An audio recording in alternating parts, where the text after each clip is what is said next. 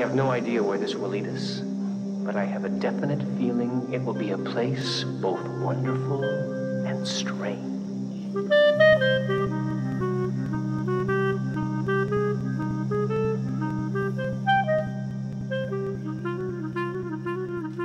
Hello, and welcome to the wonderful and strange Twin Peaks Logcast. I'm Kalil, and with me today is the ice pick to my aorta.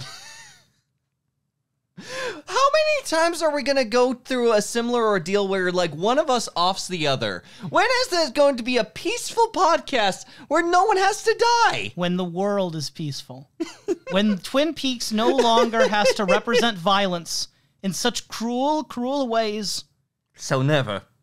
Also, I'll stop bringing in violence once you start saying who you are at the beginning like you're supposed to. I'm still the Unplugged Professor. I don't know where I am. Hey, well, I'll refresh you. We are currently here in this room at this table talking about Twin Peaks The Return, parts 5 and 6. Part 5, also known as Case Files, and part 6, also known as Don't Die. Yeah, one title most certainly evokes a mood more than the other. Yeah, Case Files, dude. We better spend at least 3 minutes looking at those in the episode. Am I right, fellas? Why? And ladies? But that's actually kind of right. Why is that right? I don't Parts 5 and 6. I'm going to continue not saying too much of my opinions. I think they worked out pretty nicely last time.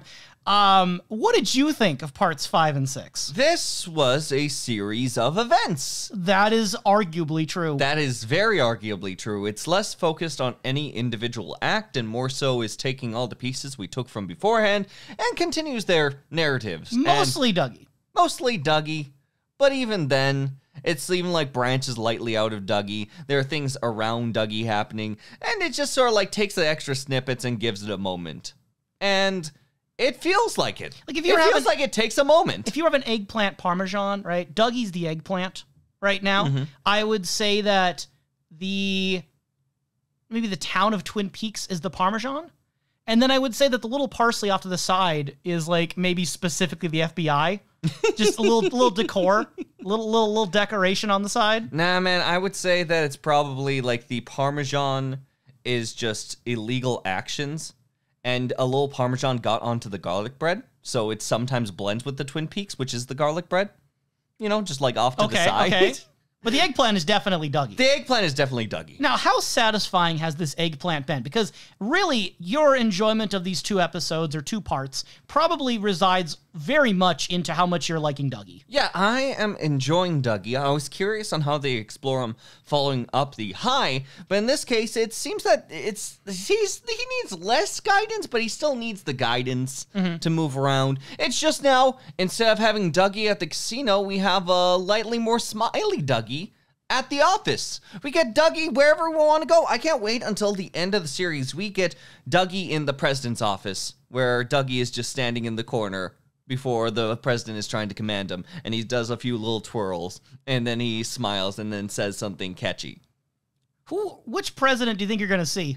This is made in 2017, so that would imply the current United States president of 2017 would be Donald Trump. Yes. Who previously wore the jade ring, if we're to believe the Secret History of Twin Peaks. Do you believe you're going to see Donald Trump in Twin Peaks The Return? I mean, it's the likely one with the jade ring. Or maybe Alec Baldwin, if we don't let him near any guns. Oh. Too soon. Too soon. You know what else is too soon? The return to school. So thinkest Sonny Jim, potentially. If we're to read the Silent Child's... Sonny Jim looks sad. Sonny Jim entering the car, looking super sad about school. Maybe, possibly, that's what the problem is. So much so that Dougie is swooned by emotion as Dougie's an empath. Dougie's an empath, No. Not allowed. Foul call. Well, so Dougie seems to imitate the sadness of Sonny Jim. Do you think that he understands what Sonny Jim's even sad about, or is it just like aping an expression? I was thinking to myself that it might be either Dougie coming through or Cooper coming through. I think that there is just more a leak of emotion. An onion of emotion coming through that...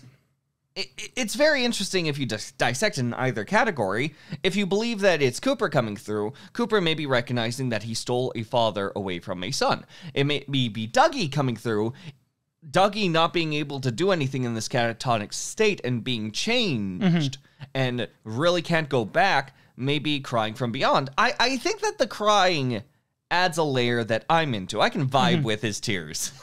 So despite the fact that this man clearly is vibing with tears out in the open, it doesn't seem like in these two parts anyone is really fully catching on to the severity of Dougie's situation. We get glimmers. Like in the previous part, we had Candy Shaker showing some emotion. We do get more moments where, like, Bushnell Mullins, his boss, will react. Or you'll get Janie E saying, like, we need to take you to a doctor. Something seems wrong. But at the same time, even as she says that, she doesn't seem to grasp how wrong things are. I just love the fact that the intern is now Dougie's right-hand man. Just trying his best, to appease but Dougie does even he realize this man is acting like he needs, like, significant psychological help? It really is how far you read into it. I think that people are responding that Dougie is being a little different, but even when Dougie is brought back home after a series of events, the wife says that on a good day, he's less respondent. Yeah. Like, this is the positive reaction. And maybe that's jokey haha, but at the same time, we don't know Dougie. Maybe this is something that happens from time to time. Maybe he's too coked up on drugs. Maybe he is a figure in a standing corner that somehow spikes up with these illegal actions. Is that the feeling you got from the 5 minutes of regular Dougie we got? No. Okay. No. So what do you think? Like, do you just kind of go against your better judgment and just like, that has to be it? Or what would be the reason that no one's reacting? Like, Janie E's one of the most suspicious because she literally lives with him. She even comments he needs help, but as soon as he, like, won't respond about where his car is, she doesn't really, like, dig into it. She's like, oh, my husband just lost his car. That's a normal thing that happens, losing cars. After winning $425,000, I'll forgive him. He lost his car. No big deal. I think it's just a sense of looming humor, I suppose. It is trying to set a tone that becomes more light if you consider this person struggling to do anything and slowly get out and being compelled by the Red Room, but to don't die. I would be begging for this man not to die as he accidentally walks into traffic myself. Yeah. But he could choke on a Triscuit. I think that that's just trying to play with this show's version of humor, which is long, drawn out, and never ends, really. So that's a question, going back to what we were talking about last time, where are we supposed to read any sort of social commentary or statement about how people are not helping those who maybe need it most because of their economic circumstances or their mental circumstances, but then it's also being played for comedy, potentially. This is the hard part, because yes, there could be those circumstances and we may see more commentary with it, and I think that there's an argument for it. But this is also the director of Dumbland that's like, ha! Is doing the funny thing. See, Dumbland is very important. I'm glad I showed it to you. Why is Dumbland important? It somehow is. I admit it. Put a pin in it. Put a pin in it. No, we put the pin out of it. Leave. Pin still remains in. I have planted the pin the same way that the sword of Excalibur was planted in the stone. It was Excalibur, right? Yeah. Yes, yeah. Of course, we're carrying on the King Arthur myth because we get more of it. We get Guinevere Street mentioned in this one.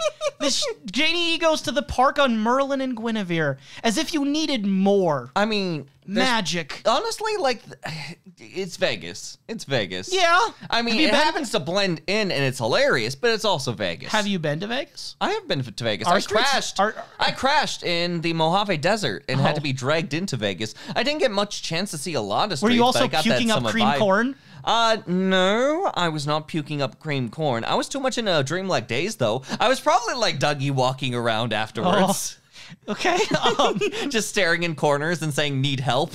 And eventually you got help. We did it. I got the help. See, David Lynch, I showed you. You were wrong. It's not a safe place to get help. It is not a safe place to get help. There's still some cool people, but it's not a safe place. Are you reading into it when Dougie gets to his workplace and there's that statue right outside the insurance company? When I think insurance, what's the first thing I think of? Lawman. So there's the lawman pointing the gun outwardly, looking like a cowboy sheriff man. Do you read into that anything with Dougie? Why does he get so fixated on that bronze-ish statue? He gets fixated on it because it's a form of authority. I'm driving that because later on with the security guard, sheriff, policeman, whatever the hell he is, he's fixated on the badge and constantly trying to touch the badge and recognizes it as a badge. Combine cowboy hat with a form of like police-like authority, he's probably getting like Truman vibes in general. And being guided by the gun, it's literally pointing him in the direction of where to go next. He follows along with it. It's got humor, it's got something that attaches from the past, and it's got every single fixins on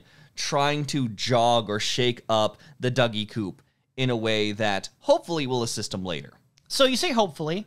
Are you as a viewer wanting, as it seems like Philip Gerard is saying, for Dale Cooper to wake up? Don't die! Don't die! Are you finding yourself wanting Dale Cooper to wake up out of this? Or are you wanting Dougie to stay because you like Dougie? I'm letting it go wherever it needs to. Like admittedly, I was curious on if they change up the dynamics for this episode, especially with the high behind the coffee. And there is still like subtle, like more...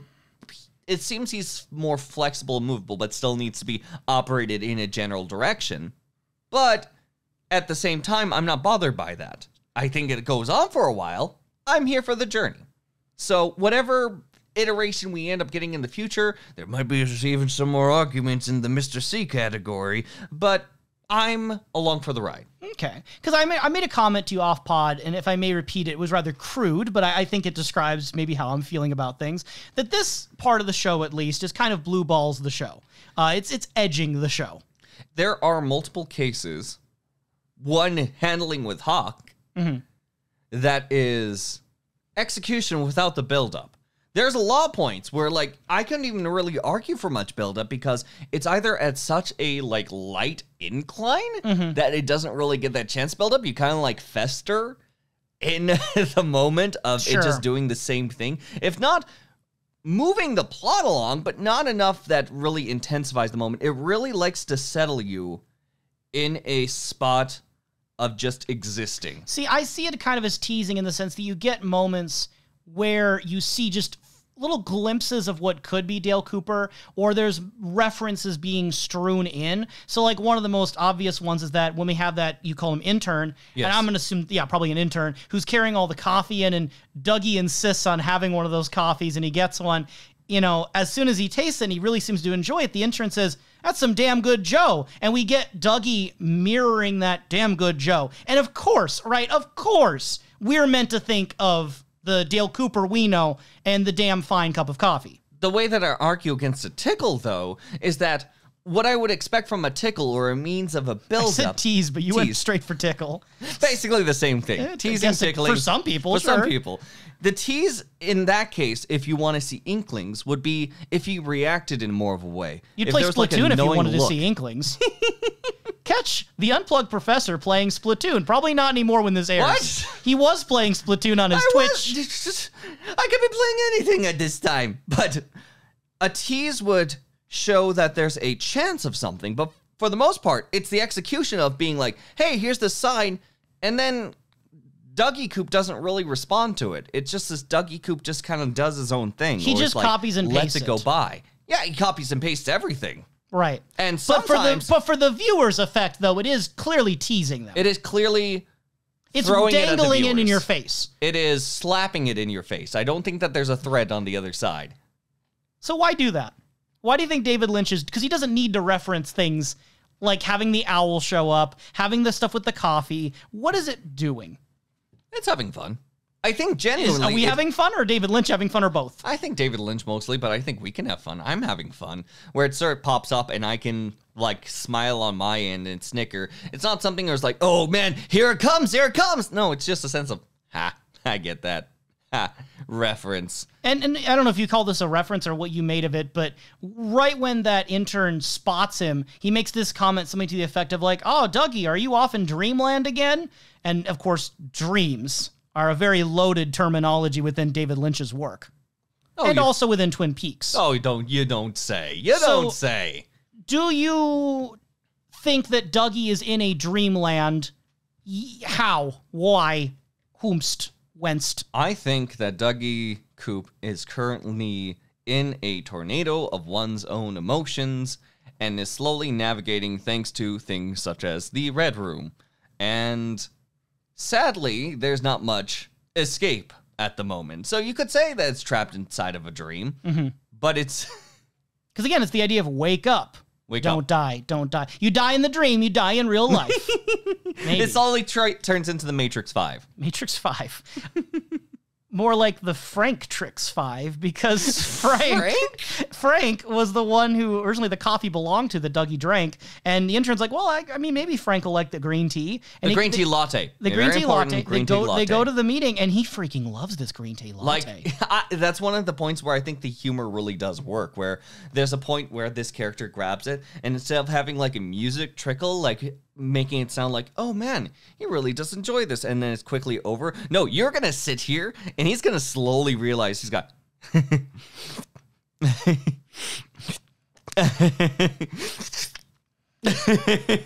but less laughter and just more in the smiley way. I can't give you smile without laughter. Take the laughter away. Okay. No laughter is allowed in this space. It's only tension and smiles. But he's reunited with his old coworkers. One of them nearby, Frank. Anthony Sinclair. Tony. He's someone that apparently owes big time to Dougie, but is also seen as this figure who apparently is not doing so great. So the fact that Dougie is affiliated with him, the Jade Ring, etc., there's the good old, bad old Tony, who's now slowly, once an ally with Dougie, slowly being made into an enemy, as they are currently working inside of this insurance firm. Everyone gets a chance to sit down. Everyone gets a mild bit of banter to characterize them. And this is Lucky 7 Insurance to carry on the gambling dice theming. I mean, it's Vegas. It's Vegas. But every business must refer to gambling in some capacity. It is by Vegas law. But no, Anthony is starting to spout a few bits of information on the problem with this current case file, saying that it's something that it's trying to skirt over it the best that he can. Yeah. But possible arson case that was maybe going to be dismissed, but he's like, no, this is a good claim. This is a good claim. We should honor this. We should honor this. And Dougie Coop calls him out. He says, liar. Unprompted, right? No one had said that phrasing before. Yeah. And then everything is met with silence, where Tony is just freaking out. Is like, you call me a liar, after he did so much for Dougie, being like, yeah, I'm going to cover for you. You owe me big time, to just be thrown out here. And Boss Man goes ahead and says, really, you're doing this now. This is one of my best guys. You're going to see me in my office at this time. There's already a tension and dynamic, but he doesn't freely speak. Dougie Coop does not freely speak. He just sits in that realm of that's a liar. And I think it's in the same course of seeing a jackpot. What's he going to follow up with jackpot, especially with his limited vocabulary at this time? So what do you think sparked him enough to get the phrase he's a liar or he's lying out of his mouth? Flicker of light seems to evoke a reaction out of Dougie Coop. Because there was that flash of light in his face. There's also something else you could argue, too, that he did the all of a sudden high after drinking the coffee. He is also drinking coffee around this part. Is that energy, that electricity of the coffee in some way contributing? It's maybe the drugs. Maybe the drugs. Because if we associate Red Room or Black Lodge with things such as drug association, coffee remains as a drug. Yes, always the... Thank you, Sam Stanley. Sam Stanley of the podcast. So yeah, it seems like in all of this, there's two people who prominently matter at this insurance firm so far. We've got Anthony Sinclair with the, unprompted, he's lying situation, who seems to be kind of watching Dougie afterward and kind of suspicious. And then we've got the boss, the battling bud, Bushnell Mullins. We know that because we got to linger on his poster for a while. And I'll have more to say about the name Bushnell Mullins and how that might tie into some things when we're talking about everything at the end of the day. Yeah. But as far as the character goes so far, what do you think of him and his dynamic with Dougie? He is the boss. He certainly is. I'm bothered by the boss. Mostly because... You seem to have a problem with authority. I do. I do. Mike Nelson would not hire you. I have a problem with third eye authority. So... Okay. There's a point where, Dougie puts together a bunch of fileworks, and let's just say that it's a lot of cryptic nonsense. Maybe someone can put together something. I'm still trying to put the pieces together, but there is a series of files in which he's going through. He's making sure to, work on, because he's been given case files from his boss. And from up to that point, the boss seems pretty in tune with the world. It seems that he's very factual based. He's like, you have to back this up. I'm the leading authority. Dougie, what's going on here?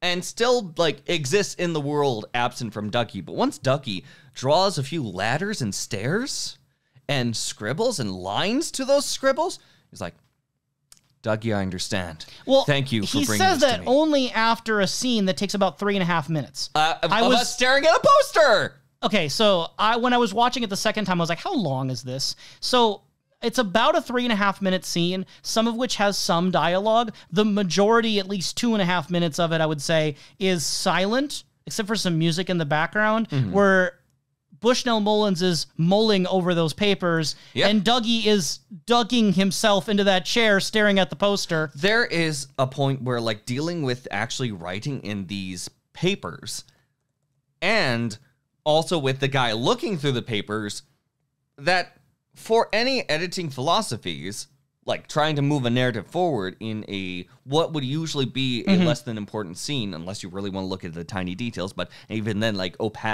adding opacity to multiple layers, moving things along, both these scenes could be cut about a tenth of the length. You could fade in, fade out to show a passage of time. But Twin Peaks: The Return has shown, up to this point, to be a very slow-moving moss. Which I would largely credit to David Lynch, if I had to guess. Yes. So far, I'm vibing with the moss. Does it lead to weird situations? Yes. And does it lead to a point where I'm just sort of sitting here and just waiting for a guide to go through the files? Yes. It's a lot of waiting. It's a lot of waiting.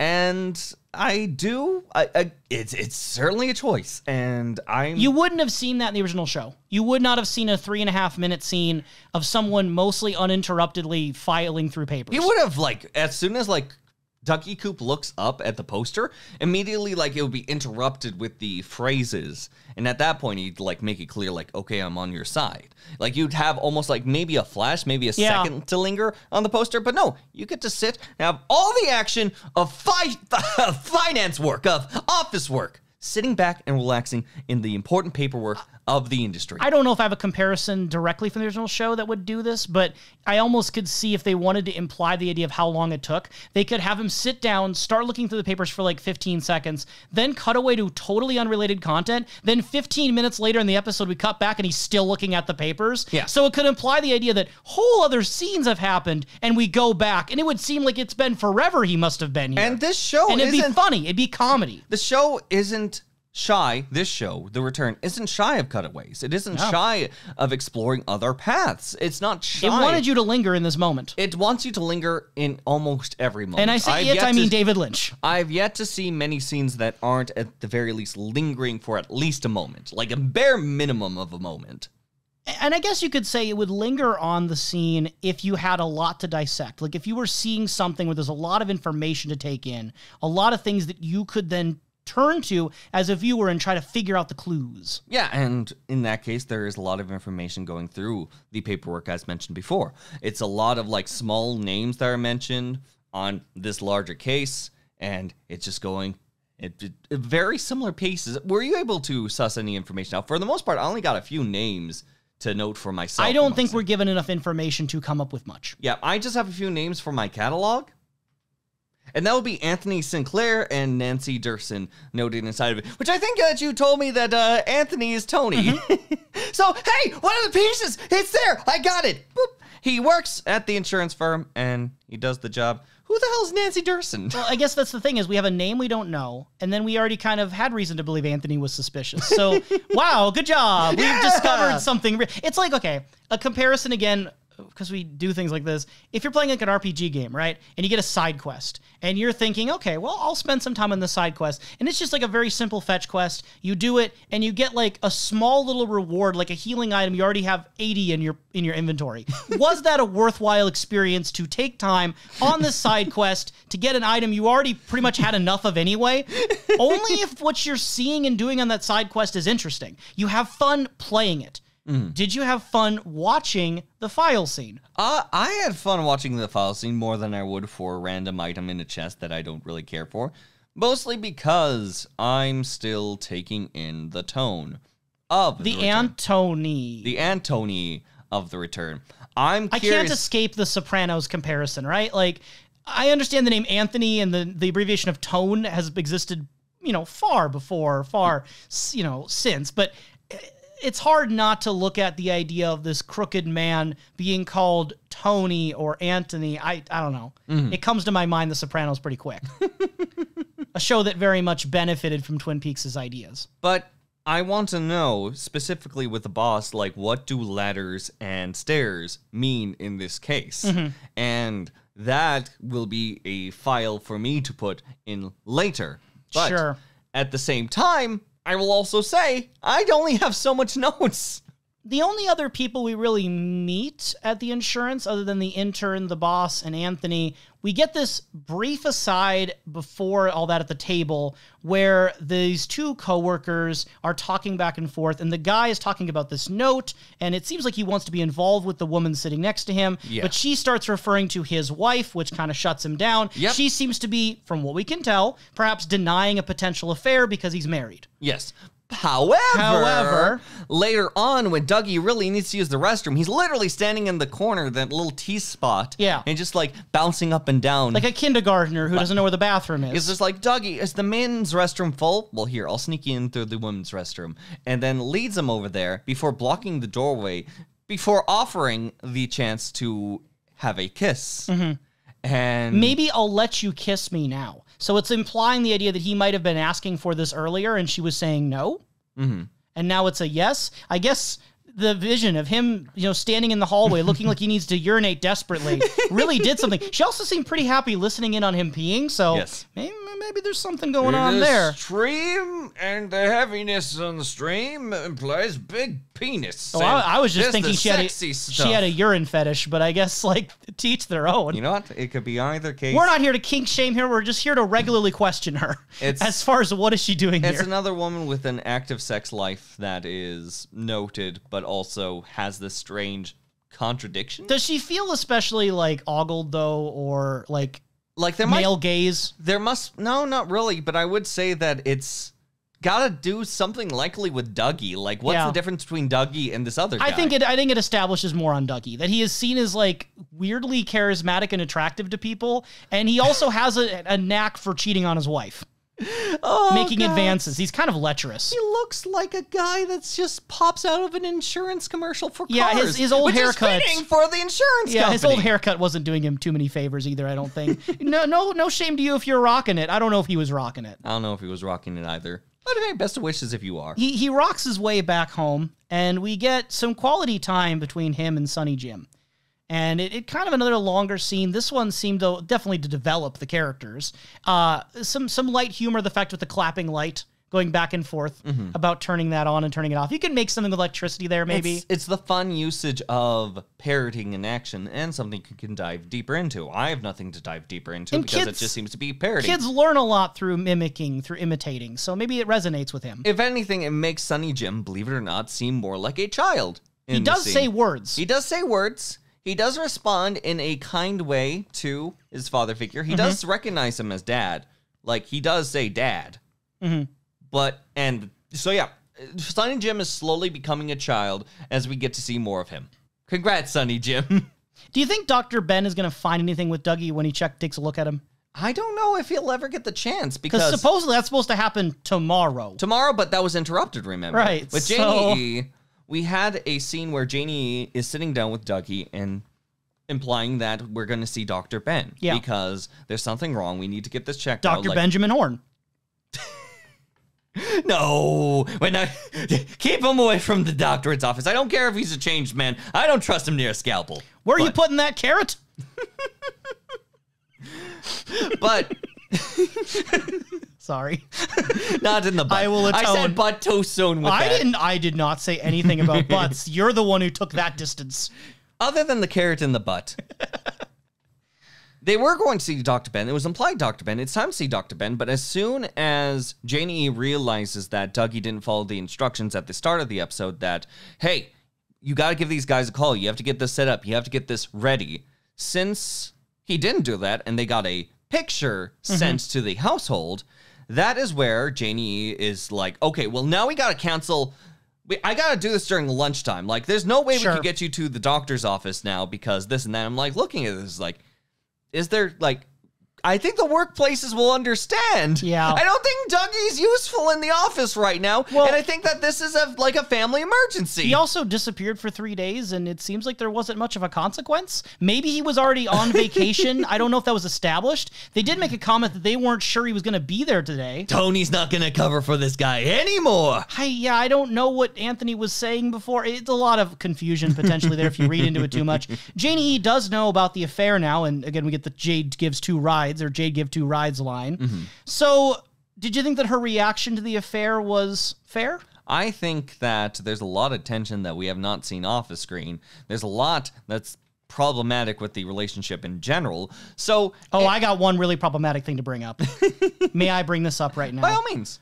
So, there's a moment, listener, when she's like, we'll talk about this later. She's like fed up with him. She grabs his plate, and they both had sandwiches, okay? Now, you're thinking about this. You have 2 plates. One has remnants of a sandwich unfinished, and one is, just crumbs. It's empty. It's a clean, mostly clean plate. Now, which one would you put on top, and which one would you put on bottom if you were to stack them?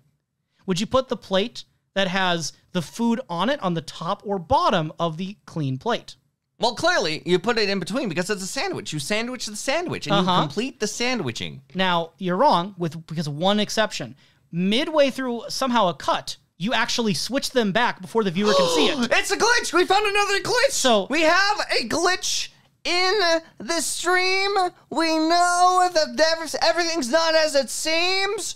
It seems that the cracks are starting to show, Kalil. The nice thing about having... Or better yet, Sonny Jim associated with Pierre. Yes. He's the magician. He made it.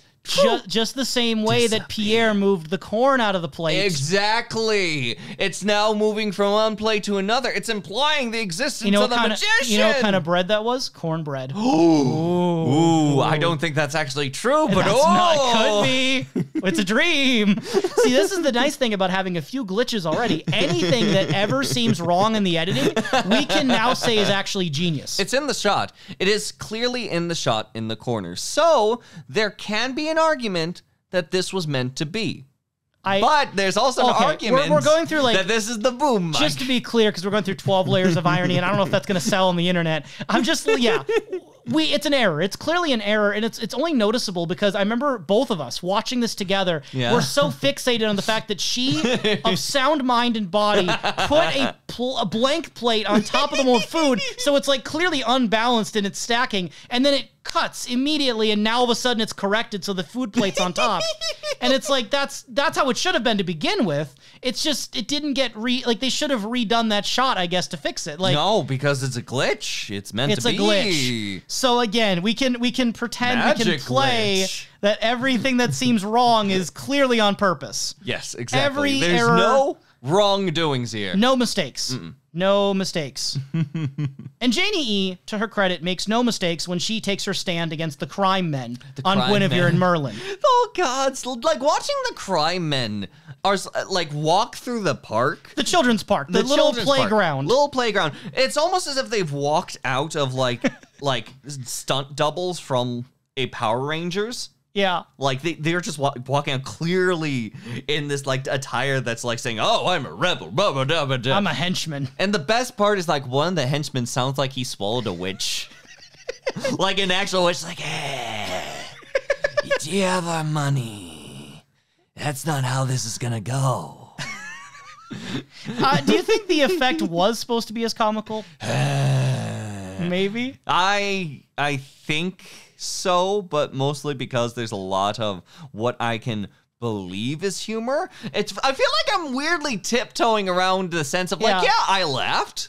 Is it supposed to be that way? Am I supposed to? And I think with a lot of Lynch, to give him credit, a lot of times he accepts any emotional response. It's like, you have the response you're going to have to the scene. Other people will find it funny. Other people won't. That's what Lynch does with his films, too. One thing's going to disgust and shock someone. The other person's going to be giggling. I'm a crime man. We get a little more context then that Dougie had bet on a football game. That's how he lost $20,000. And now he owes about $52,000. Through interest. Which Janie E. is not going to let fly. Which apparently, if I'm not mistaken from the dialogue, she works at the bank and she's like, you'd be lucky to even get a fraction of that interest in a loan. So instead of trying to target us as good overall people, good individuals who are part of our community, good people that are just trying the best to get by, you're only getting this much. And she is heavily laying into the intimidation, despite the fact that they won $450,000 beforehand. They had the money. I think Naomi Watts does a good job with this sort of approach, like what they're trying to communicate. Naomi Watts is amazing at like tipping the boat over and just letting them try to recover in the distance. Now, in real life, would this have worked? I think very few times. I haven't owed that much money. I think when you're owing, with the crime when someone is saying you owe $50,000, I mean, assuming they're not bluffing. No, I owe $25,000. I don't think that would work for most instances. But again, within the fiction, I think it does a lot to establish Janie E as being a lot more strong-willed. Yes. A lot more forceful. And the fact that she even has the like audacity to do this when she knows she has $425,000 of winnings. She knows that she has that money. She knows these people are dangerous. But she still haggles it down. And not even haggles back and forth. She sets the price, one and only offer.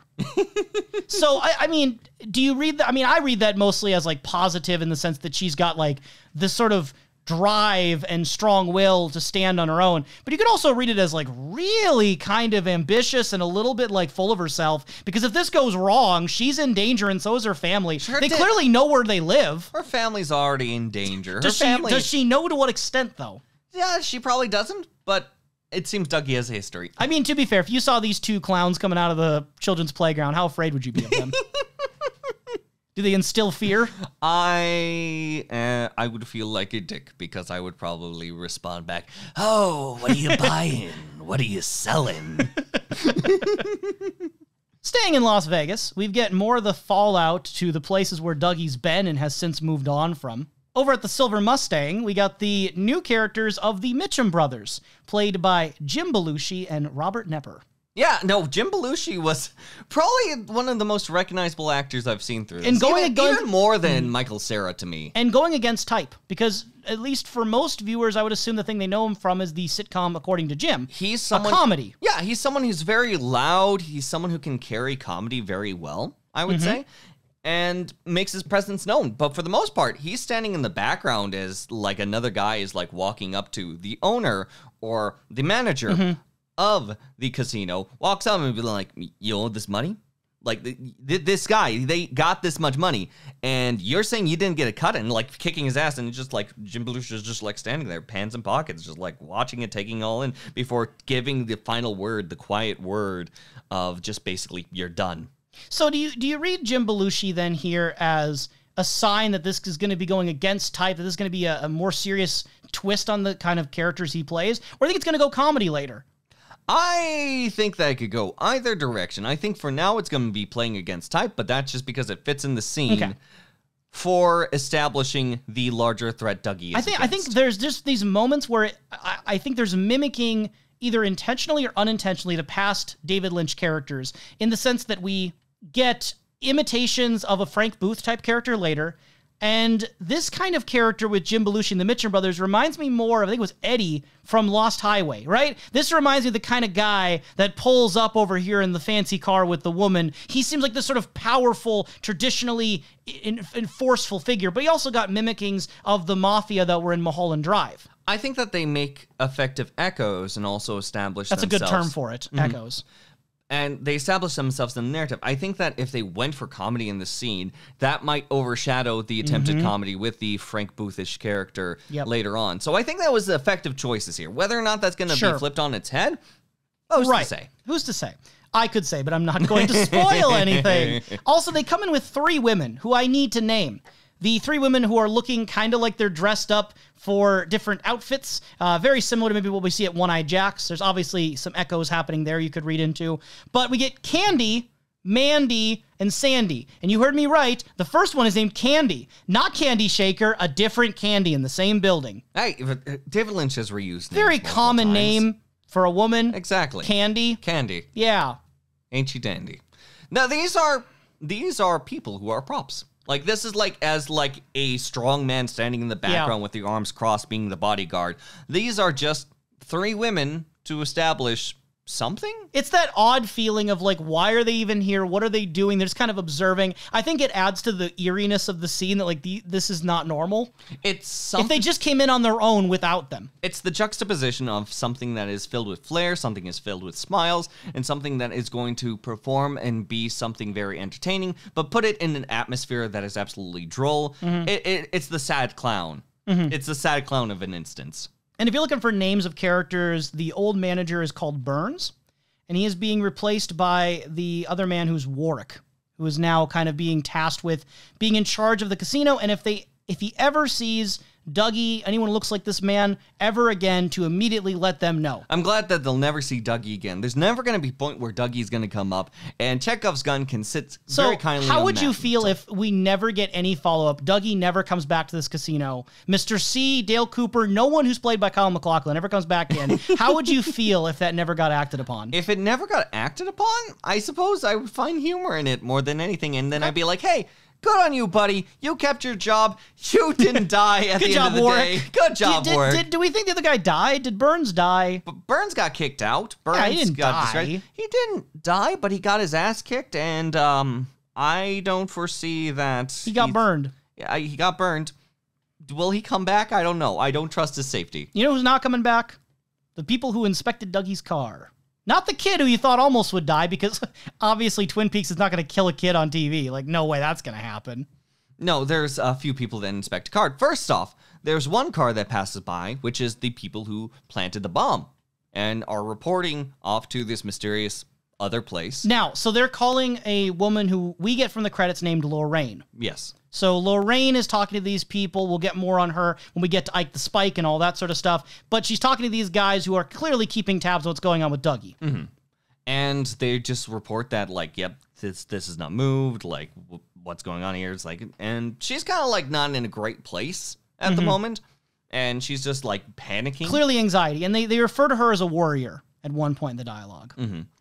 And after a little bit of dialogue, and she then reports, and then like pages Argent 2, which seems to be connected to a weird box that beeps twice. Maybe. It just might be associated through style more than actual connection. Regardless, Argent 2 is paged away. This car drives away, and then we hear a sound, like, for the majority of the music, I'm fine with, but it's the opening notes that I kind of like twist my head at. But there's a very striking tone that comes from a vehicle that's passing by from this darker vehicle that just sees a random car parked. They're like, Dougie love?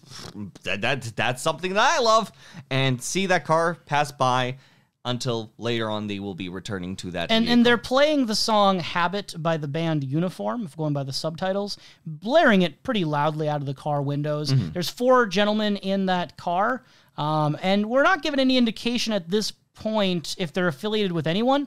They're not affiliated with Lorraine from what we can tell, but are they affiliated with anyone else? Maybe. Or they could just be not. wanting to take a car. It just seems at this time they're just rebels trying to take a car. They come back later. Because they come back with the kid navigating. Like, we see the kid, he leans the over. The 119 child in that household. And he reaches down because he saw it be placed there before he's scared off by these adults, because this show would never kill a kid. Yeah, I already made that joke. So I want to make it very clear to our audience, this show would never kill a child. I'm just making it very, very, very clear. We'd never kill a child, so he's shooed away so that these guys can break into this vehicle, crowbar it. 3 guys walk up to this vehicle. And the vehicle blows up, and suddenly the 2 guys got, like, Control Z to back to their car. Yeah, if you look at it kind of closely, it's pretty clear that they're not in the car when it blows up. Yep, they're not in the car when it's not very convincing, unless it's a glitch. But there is actually something that is a glitch. There's one guy. Yep, there's one guy that is seen on fire, so it looks like one guy died, but 3 guys were close to the car at the point of it blowing up. But those 2 other guys that walked out from the car to this other car when it blew up just suddenly teleport back to their vehicle. It is very much a glitch. Is it a glitch or bad editing? I'm going to go with glitch. It's the more fun option. Because there's nothing wrong with this. There's nothing wrong. This show does nothing wrong. execution, you could say that they do something wrong for the sake of personal emotion, but they just do nothing wrong every other case. If a boom mic comes in, a glitch. If an extra... It's very meta of David Lynch to do that. If an extra is eating a bagel in the corner and is like fully dressed up and it says Twin Peaks The Return on Scats, a glitch. What does it mean? Exactly. Glad you understand. But no, this feels intentional just because of the snap of like these people going back into the vehicle. It's very well telegraphed that they're in two different places. It's something to look weird. And I think it does that effectively because they blow up and not the child. The child is able to run back into the house again. And Chekhov's child. And the car is now in complete pieces. We can confirm that was a bomb, not a tracker. It blew up. Yes. And, the 119 woman seems to be passed out before it. Then later, she is back shouting 119 when they're finding the license plate on top of the house. I don't have any theories on what that might mean, but do you read into the timing at all? That when she says 119, what's happening at a similar time? Is that important? It's just implying police. It's okay. the reverse of police, and there's police literally on her rooftop. There you go. Simple as that. I saw Twin Peaks The Return. You're welcome. Jade, meanwhile, is getting her vehicle either worked on or cleaned or something, and the guy who's working on the vehicle says, hey, by the way, one of your Johns live in Washington? And she gets the Great Northern key for room 315, which she promptly mails. Yeah, it is promptly mailed. Where the hell is that going to be going to? Because presumably Twin Peaks, it has the address on the key. We were talking before on a prior episode where like Bobby is reacting very emotionally. I'm wondering, like, for one, did they never like remake a key for 315? So I'm excited to see that come up. And just like have another 315 key come up 25 years later in this little old design. But I love like a chance where like Benjamin Horne, very famous for being very closely associated with Cooper beyond just like dealing with his daughter and just trying to get his daughter back, just crying over the 350. He's like, Cooper. It's just a sign. Not listen. Brings back some memories. Not being like, someone lost us at one time. Just imagine memorizing someone's room. It's harder to find a Twin Peaks character less emotionally attached to Dale Cooper than Benjamin Horne. He's had barely any interactions with him. He technically did save his daughter. I think but I don't know if there's anything beyond. I can't wait until they bring back Lil Nicky to react to Do you think Lil Nicky's going to be in the return? No. Okay. Unless he's fully grown Satan. Because I remember... a fully grown man in a red devil outfit with a pitchfork. Then yes. Because yes, I do. The hard part, again, is like, I didn't bring it up because I kind of just want to see what you do. And we've talked before in like look-backs ages ago, what characters you expected, which characters you didn't. You repeatedly told me you're just going with the flow, the flow. But there has to be some level of likelihood in your mind. I remember when The Return was about to come out, I was thinking in my head, wait, who are the children that could be older now? And there's so few children that I'm like, okay, there's Lucy and Andy's kid, or Lucy and Dick's kid, depending who the father is.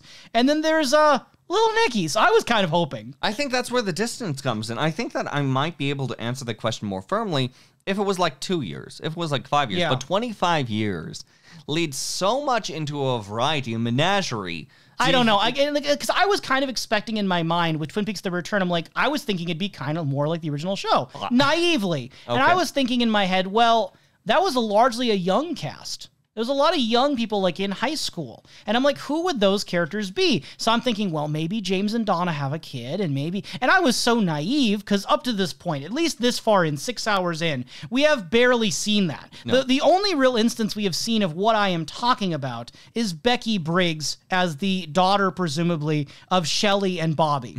That is the one instance we've had so far of like a descendant. Oh, I guess we had Wally Brando, but... have we had Wally Brando? We had an appearance of an apparition photoshopped into the town of Michael Cera. If there was ever a waft of a wind of a character that just so like breezes in, it's Wally Brando. So the waft of wind, I hear a smell from the bakery. Do you hear wind or smell usually? Yes. Okay. As Becky Briggs comes in to deliver some nice smells bread. like cocaine and bread. to the Double R. The Double R Diner apparently gets its bread outsourced from like a nearby bakery that she works at because Toad comes around to pick it up. Not Toad, just to be clear, not Toad the customer, Toad the cook. Now, note on that, that's the same cook who is in the missing pieces of Fire Walk with Me. Toad's a family name. Who has, again, been part of Twin Peaks of the missing pieces for years, just before people ever saw him. And I will mention also, just as kind of a quick side note here, that part 5 of The Return is dedicated to the actor for Toad, that is Marv Rosent. And so we don't get a dedication in part 6, just in part 5. Mm-hmm. Anyway, Becky. Becky gets from Toad Sr. A nice bit of bread. Well, actually, no, reverse that. It's Toad Sr. receiving the bread from Becky. Right. And then Becky continues to talk to her mother, and it's just, it seems that from the distance... With Norma watching, Norma's filing watching, paperwork, kind of looking up. Starting with a smile, but slowly becoming more concerned. It turns out that Becky is asking for money, and apparently she does it very, very, very frequently. Third time this week. 2 weeks. Third time in 2 weeks. And that is causing, of course, concern for Norma because there have been past issues that she knows Shelley has been through. She's been probably the most emotionally connected to Shelley out of most people. And to say that, look, like, she might be going down a bad road. Like, I don't know if this is the best solution. And really, what can you do as they hold each other and look out the window at the daughter very conspicuously standing in the window close to one another, staring at the thing that is potentially causing a problem in all relationships. You could not choreograph something more awkward. Yeah. And we have seen her boyfriend Stephen Burnett before in this episode, or an episode before, where it was him trying to get a job. From the man. From Snake himself. Mike Nelson. Mike Nelson, who apparently works in Office. Yeah, it looks like another potential insurance company. I'm not 100% on that one off the just visuals. Yep, to get this character introduced quick, Mike invites this child in, and Steven, unfortunately, doesn't know how to fill up paperwork. No, and we say child. I don't know if it's really clear how old they're supposed to be. Like, do you imagine Steven and Becky are in high school or college age? They could be 19, they could be 17. I'm looking them in the teens, and I'm saying child there. They may be recognized legally as adults, but they are put into a frame in a narrative that depicts them as children. The hard part is, so like Amanda Seyfried is playing Becky. Yes. And she's currently 36 years old right now. So if I subtract like 5 years, she's like 31, right? So you're still dealing with a 30-year-old pretending to be a teenager. This is where I personally get unsure of what I'm supposed to believe unless the narrative clarifies it. We haven't heard any references, I don't think, to school, either college or high school. So I'm not trying to nitpick, but I'm more wondering, is Steven someone who's like a high school kid? Or is he someone who's like 30 and doesn't have a job? It's hard to say. I'm using child in the respect of like the hierarchy of the temples of like who exists. I'm using it as a normal term that most people use, not in the temple. But there was narratives using like the youth of Twin Peaks specifically. Is he supposed? Are we supposed to lump these two in the same age bracket as the teenagers? Fair. Yeah. And they're at least under 25 years, I imagine. Like, least, maybe. I'll say at the very least. We'll see if they're at the bar. We can maybe glean something there. Shelley's kid, likely under 25. I don't think that they had a baby hidden in the background from 25 years ago. Oh, I see what you're saying. Yeah, I didn't even think of that element. No, God, duh. Okay. No, that's a really good point, though, because she has to be under 25. Yes. Very good point. So, okay. So, yeah. So, she's maybe early 20s. She's maybe early 20s, but her boyfriend is currently trying to get a job, and, like, nothing's really filled out. It's haphazard. And Mike literally invites him into the office, and he's, like, got all the confidence in the world, a little bit shaky, but sits down with all the confidence in the world, poor, put-together suit, and he Mike wrecks this kid. So, this is the question I had written down. Do you think that the way Mike spoke to Steven was good or bad? From the ethical standpoint of who they are in their positions, Mike Nelson being this boss looking over a person's resume, and then Steven being who Steven is, do you think that this was right? That's the hard part, because this is someone going out of their way to put their foot down, and they are being blunt, they are being fierce, but at the same time, this person could have just as easily, like, let this guy, like, go away, wander, and do whatever antics he does. He can just, like, refuse the paper. And I say, don't think no. we can even read it that Mike's trying to help the kid, because if we're going by intentions, as soon as Steven leaves, Mike even mutters under his breath, like, what an a-hole. Like, it doesn't seem like he's doing it for Steven's benefit. It could still be for Steven's benefit, but it could also be for a personal means of venting. Does Mike even recognize himself in Steven? You know, that's a question. Mike obviously was himself kind of an a-hole as a teenager. Yeah, no, he very much was an a-hole. He may still be an a-hole, but I don't know. think that might be a read that you can have from this character. Or, so this is where it's like, which read do you go with is kind of tricky. Do you go with the read that he's hard on him because he sees himself in him and he wishes that someone would have told him off when he was that age?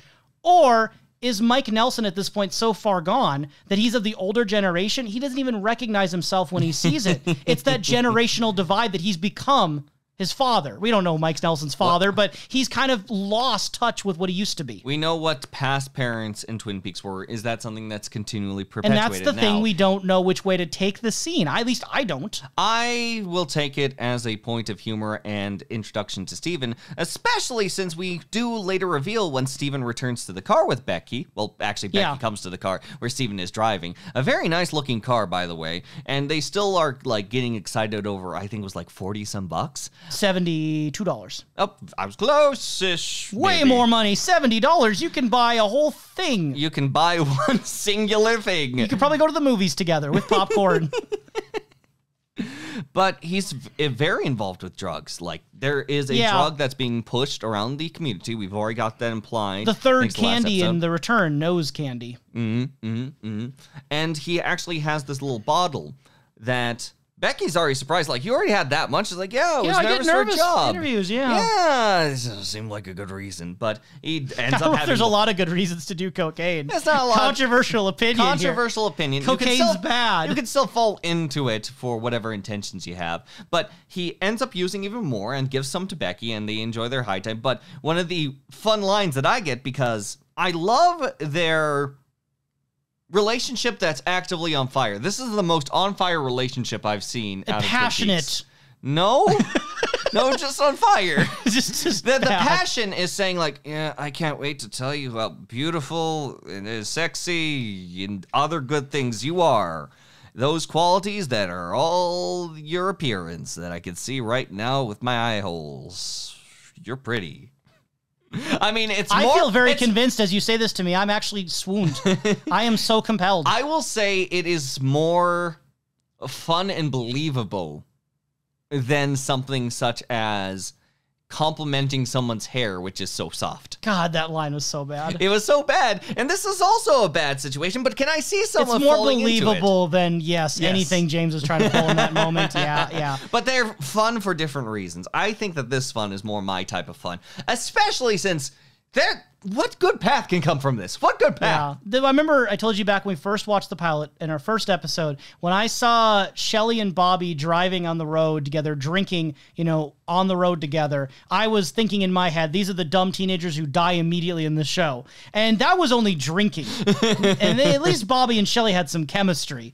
Now we get cocaine and this portrayal of a relationship. Mm-hmm. Do you get the flags that these are the two dumb teenagers who die or not? No, this is the two dumb teenagers that are going to be falling for the duration of our programming. These are the two individuals that one's going to fall in one direction, one's going to fall in the other, and maybe one person's going to come out of it. But in the meantime, we're just going to keep falling. And with falling, there's a bit of potential Laura Palmer you can read into Becky's behavior, or at least that's the vibe I sometimes get. When we have the song, I Love How You Love Me playing, and Becky is looking up toward the sky, or the camera, kind of. And she's smiling. Smiling, and a very weird visual effect that kind of transitions into this moment. A longer scene as the song plays out. Just this blissful smile, 90% of which seems cocaine-related.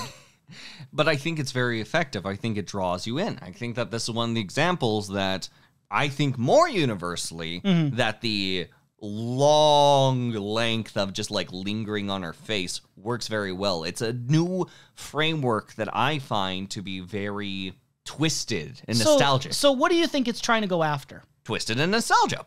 I think that it's going for that lovely music in the background as she is in that sense of euphoria, but recognizing the reason she's in that euphoria euphoria and lets you linger on the moment. This is a very, like, I would almost say Truman Show, where there's something delightful happening, but it's taking its time and it's staying there for too long that you know that there's something wrong here.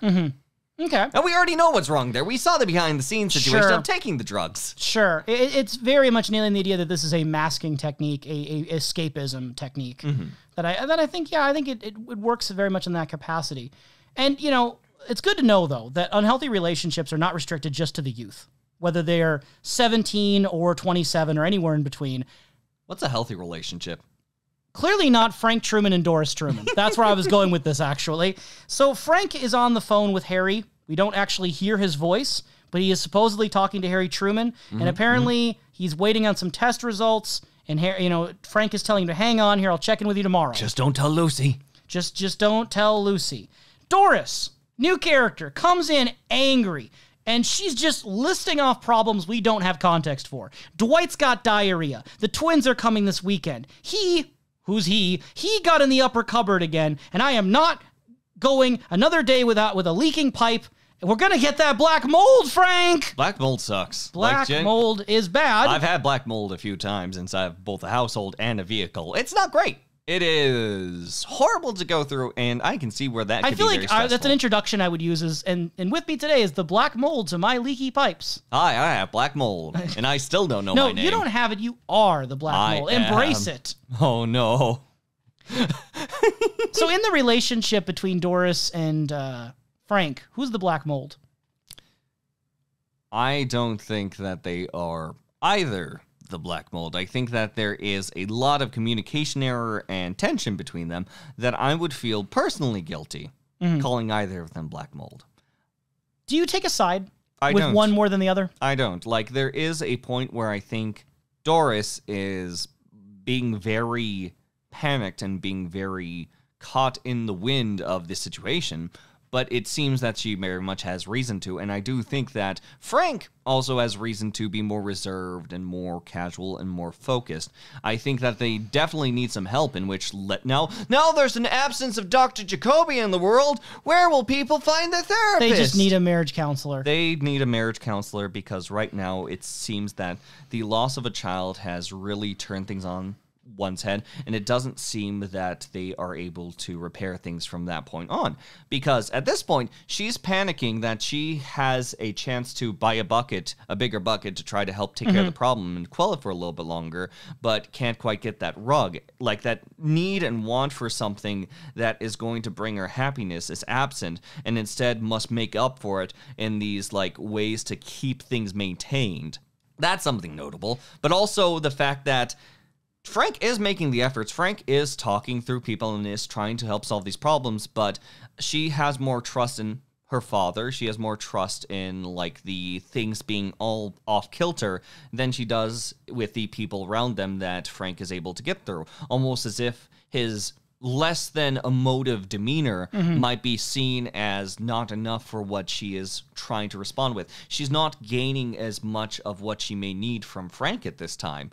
And that's something that explodes when she does come around to the office, when like emotions get high, and she's probably building herself up to those points. I think it's easier for us to demonize Doris than it is Frank. And I think it's too early to really call that out as a negative thing about the writing. It's really that we haven't seen Doris outside of these two moments of fierce anger. We don't have anything else to play off of to have a more well-rounded opinion of this character. And I think her character plays into a lot of the tropes and stereotypes of the nagging wife. I think it plays into kind of a deep-seated worry and fear and sexism at times that people have toward the woman who is constantly angry and upset and always having something to complain about. And I think it is easier then to read into that negatively and vilify her. But I do think that Frank deserves a lot of the criticism as well, in the sense that even though, yeah, we do get some other scenes that maybe round him out a bit, if we just isolate the moments that he's having these conversations, he seems so uninvolved, so completely unempathetic, uncaring, that he just kind of sits there quietly until he finally musters up some kind of reply. And when he does, he seems to have no real sense of concern about her emotions. He just kind of states it in a way that, I mean, again, it's not like gaslighting, but he definitely doesn't take her concerns very seriously. I would say that I would argue he does take them seriously, but it just might be some people are less able to give forward an emotion. It seems that he is following along. He is making sure that he is taking each of the concerns seriously. He has made the calls. He knows that there's things in the world that he can't control, and he's trying to be clear. He doesn't want to escalate it likely with emotion because it's I haven't really seen him really emote, but at the same time, like, I can see an argument where he doesn't want to escalate. But the opposite, because he doesn't escalate, though. Exactly. He comes across as unimpassioned. Is that even a word? I don't know. He comes across as someone who doesn't really care or not involved, and I could see why that would further anger her. Because she's having all these great concerns, and she's talking to a guy who's, like, slouched back in his chair, who's just like, yep, I took care of that. Yep, they're gonna do it. It's just fine. Yep. And it's like, no, it's not, dude. Like, and I can understand where maybe that angers her. He doesn't want to escalate, but the fact of stepping away, though, that's even worse almost. Both of them are trying to do something that they, like, might help out a situation, but in drastically different ways that's causing a heavy amount of friction. In fact, one character that I can easily compare Doris to is probably Guinevere, Jean, Lucy's sister. Guinevere. Yeah, I got it. Gwen is someone who was very loud, someone being very abrasive, someone who wants to make sure their voice is known. But in this context, we actually have, kind of thanks to the very dickish nature of Scott, one of the individuals of the police force that you're referring to Chad, right? Chad, yes. Scott, Chad, Chadley Scott, Chad.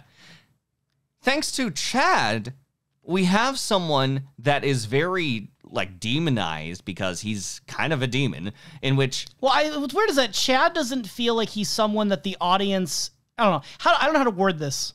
Maybe this will make sense, maybe it won't. Chad is someone who definitely plays into tropes and stereotypes, but in such a way that, like, there are really Chads. He is one of the most believable people. Whereas I look at someone like Doris and I'm like, this isn't all she is, right? Like, there's probably more to her than this. Chad, I'm not as convinced. I think we're seeing the whole Chad experience. And thanks to the whole Chad experience, Chad is chastising. Like, it's something that I can easily hear from the audience, where it's like, chastising, like, what the hell's going on here? Like, I wouldn't let this.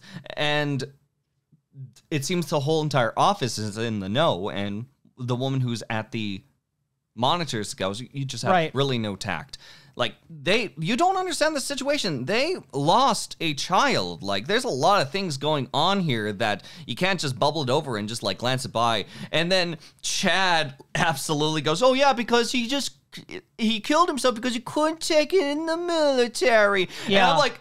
Oh, God. Oh, God. The lack of self-awareness, or else the willingness to still do that anyway with self-awareness there. I don't know. I think that... Which is worse. I think the horribleness of Chad helps the empathy given to someone such as Doris. Because I would hope so. The reason why I even bring this up is because I remember the ways that people would kind of demonize characters. Like in Breaking Bad, you had Skyler White, who large segments of the fan population would very much write off because they were wanting to read your main character is clearly an awful person as some sort of hero. There's that toxic masculinity, he's just like me sort of internet culture that is just terrible. The thing about Chad is that he's so aggressively Chad that if someone told me they like him and think he's a good guy, it'd be a really hard sell. That's a red flag there. So I agree with you that I think having him there actually does help the empathy. But the reason I even have any concern at all is because I think about characters like Skyler who would get kind of demonized for not being a supportive wife or whatever. And I look at someone like Doris and it's like, I could see someone who's sexist really using Doris as like, yes, that's what married women are like. And I just don't want to see that because Frank's clearly not perfect in this situation. And we're only seeing Doris in the heat of anger in 2 moments. But anyway, we also get an answer, maybe, possibly, to Hawk situation where he drops a coin into the bathroom stall. We don't get an answer. He follows it. Would you believe the coin is an Indian head on the coin? I do believe it is. And then he looks over at the stall and it's a Nez purse. this manufacturing company for the little stall. And he finds some pages inside there. Inside there after he tears it apart, and Chad's like, "Oh, what are you doing?" I was like, "Chad, go away. You don't need to be here. Go use the other restroom." "I'm gonna tell the sheriff. You go do it, Chad." This can't be the payoff of going into someone's heritage. It can't be the fact that there's just a coin and then you just follow along. I'll take the bunnies over this. Please, I'll take the bunnies. So why are you so strongly emoting about the situation, Professor? This is one of those examples, the strongest examples of a magic trick where you see the execution, but none of the buildup. This is where the magician walks out onto stage and then shows that he's got the rabbit. And then walks away because that's the association with the magician. There's no build-up like, make the rabbit reappear or disappear. No, we weren't inside this bathroom to employ this. We have not been around any sense of change. And, not to mention, this is a chance to explore people's livelihoods. And instead, we get just like, literally, the face is right there. And it's on a door. And it's got some notes, and I don't even know what's on the notes yet. We just saw that. Any suspicions? Any theories? Dear Diary, this is Agent Dale Cooper.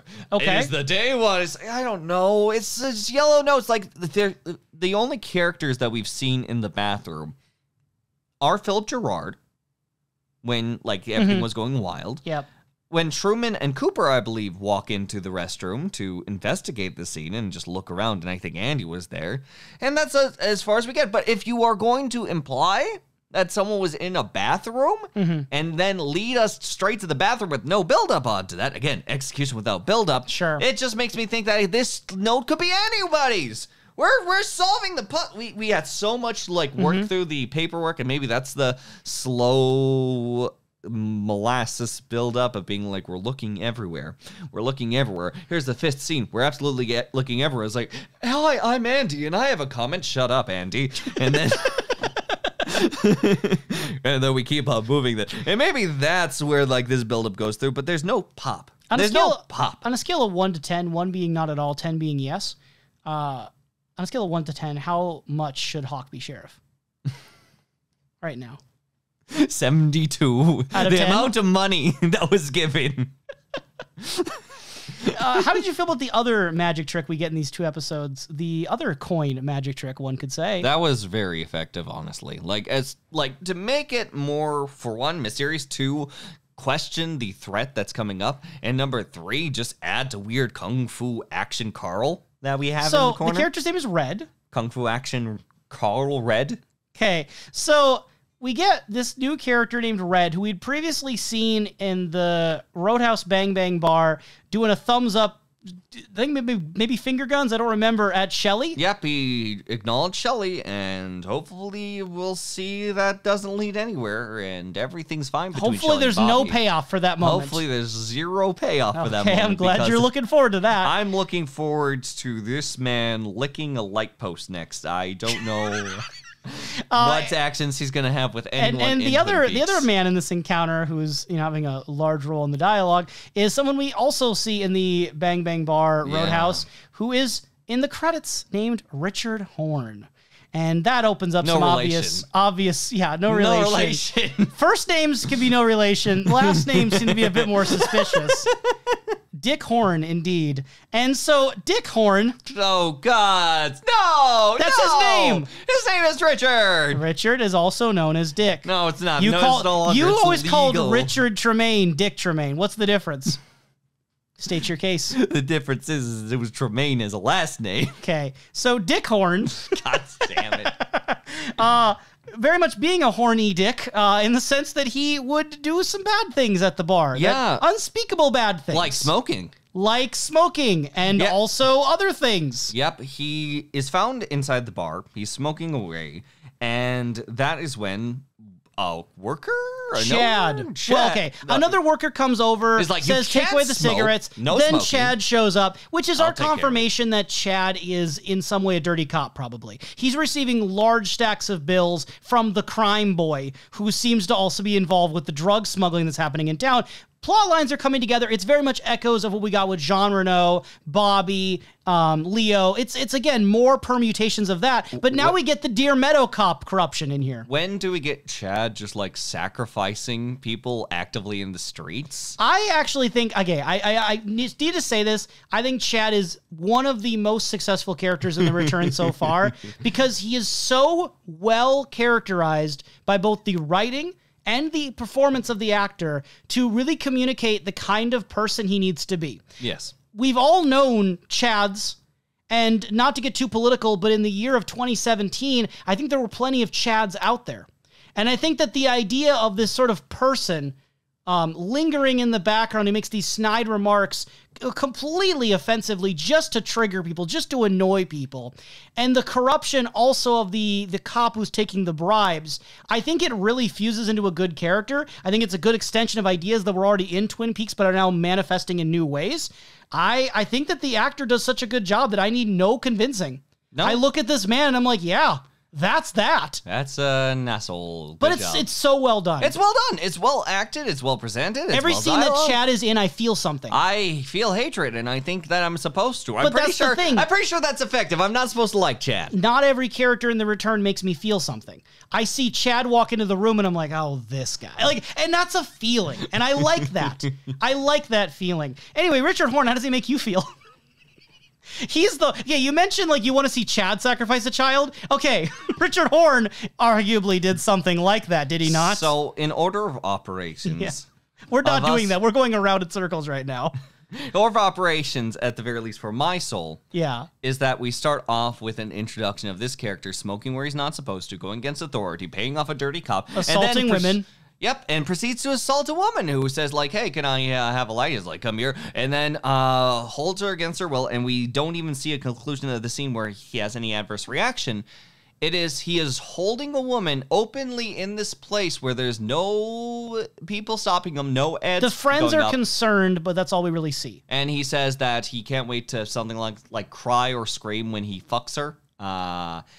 It's a strong first impression for the viewer. It's a strong first impression. His face very much goes in a direction that would be Nasty Grinch Man. And Nasty Grinch Man is later seen trying some drugs and enjoying some drugs and saying, you know what, woo, I'm going to have these drugs. And enjoying implies happiness. So Becky has the moment of light, lingering in the drug moment. There's a euphoria there. What we get with Richard Horn is him he's been hit by something. He's just freaking out over it. I wouldn't call it enjoying. Experiencing drugs for sure. Mm-hmm. It's probably more of a positive than a negative, but it's a rush of energy. It's energy cycling through him like a current, right? It's energy cycling through him like a current, and it's where this new power dynamic comes in, where it makes it very clear what type of character Dick Horn is. Mm-hmm. It's thanks to Red, who, while Richard Horn is high as hell, is affected by the drugs to such an extent that everything that follows you could easily just say is drugs. It's drugs. You could easily say it's an unreliable narrator for the viewer. Yes. Where we have this guy doing kung fu moves and just whoo, ha, phew, and just trying to almost you ever studied your hand? Catch him off balance, and says things like, have you ever studied your hand? Have you seen The King and I? Which The King and I, it's a reference, right, to Pete Martell. Does that mean that Red is actually the doppelganger of the Mauve Zone of Pete Martell? I like to think that for some reason Pete had a secret child that we just never knew about. Okay. This is Red is the inevitable continuation of Pete Martell and clearly this is the same kind of character. Mm-hmm, mm-hmm, mm-hmm. But it was continually hidden in the background, was in the same room as Frank Truman on all scenes, so we never got a chance to know Red personally. Red continues his antics of making sure that the power lies in his hands and make sure that Horn knows the power is in his hands. Like, there's no twist into this. Like, he refers to Richard as kid multiple times. Yes. And when Richard Horn replies, like, don't call me kid, he like, laughs and then he reasserts. Tell me, and just like ends the sentence with kid, like a period. But like very clearly, like, yeah, like, I don't care what you tell me to do. That's not what's happening here. Again, there's Frank Booth elements here. There's Frank Booth elements here with, it's a diet Frank Booth that also does part-time at the local Kung Fu Palace. And he also has trouble with his liver. He has trouble with his liver. I don't know what that means, do you? He's all over the place at this point. He's all over the place. And every But are you reading into the hand line, the liver line? Do you think there's some big meaning behind that? Or is the point just that this man is drugs? Man is drugs. More puzzle pieces. Because what follows, to make it clear of where he stands, he flips a coin, and the coin remains in the air for a prolonged period. The resonant sound of the metal goes on. And whether or not it's reliable narrator, Richard takes to his mouth as like chokes a little and finds a coin in his mouth before eventually the coin falls down and is then planted on the hand in a soon after scene, and he finds that the coin has disappeared from his hand, Richard Horn, that is. And what is given from Red is that with this coin, you are tails, I am heads.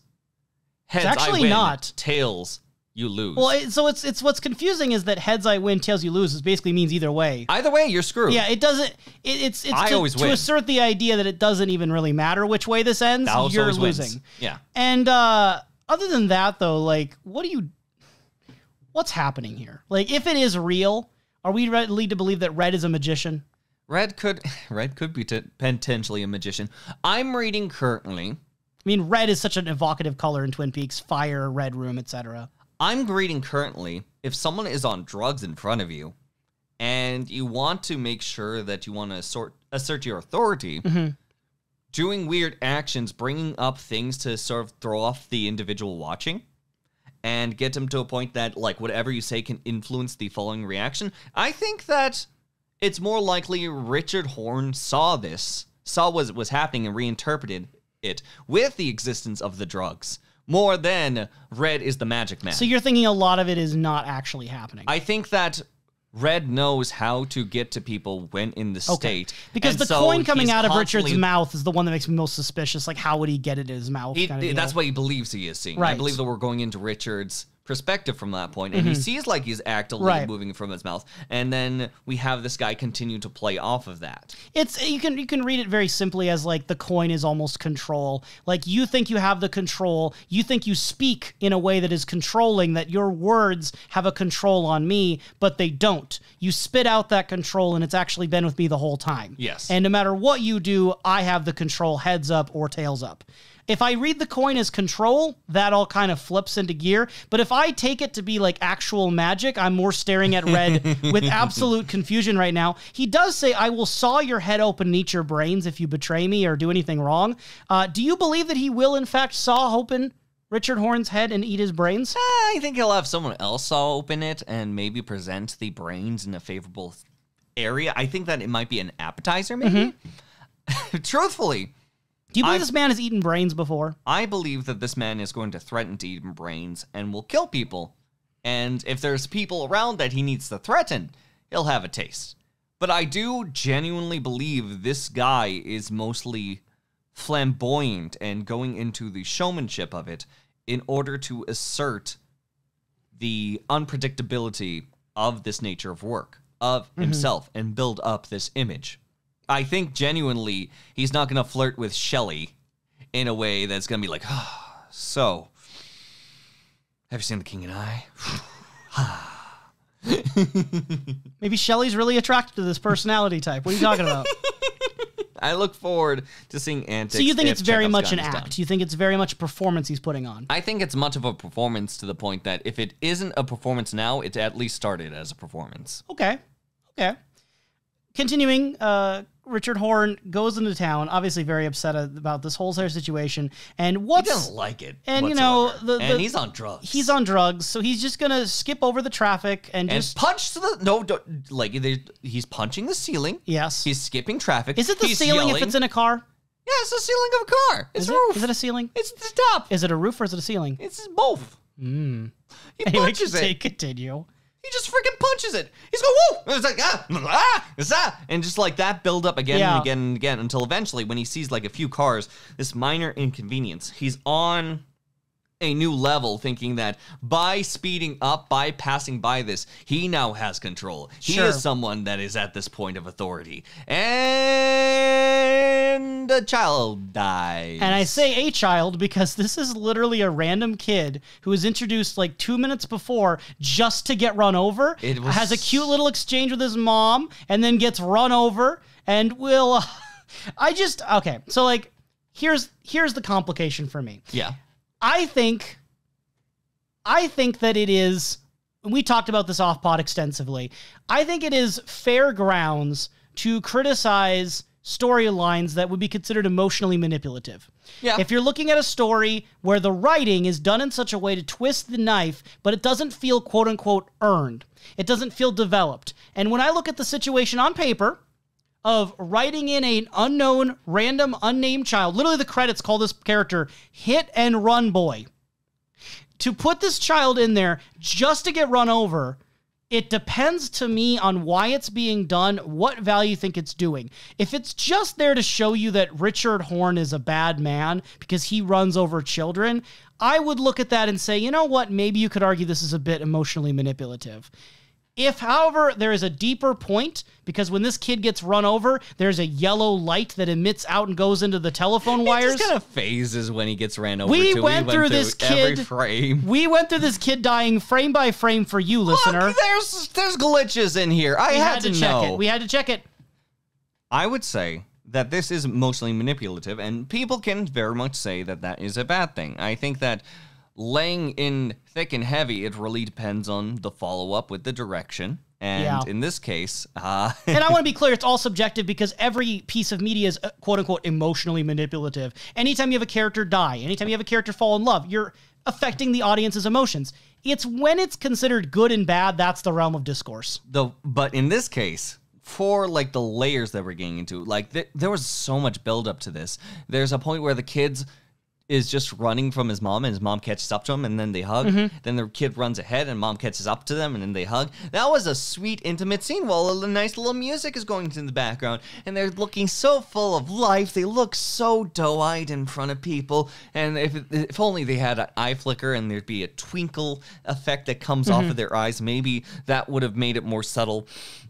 And with this car scene going in the background, I was thinking at first, just because of how heavy it laid it on, that there's no way, or the mother is going to go ahead and bring in the child.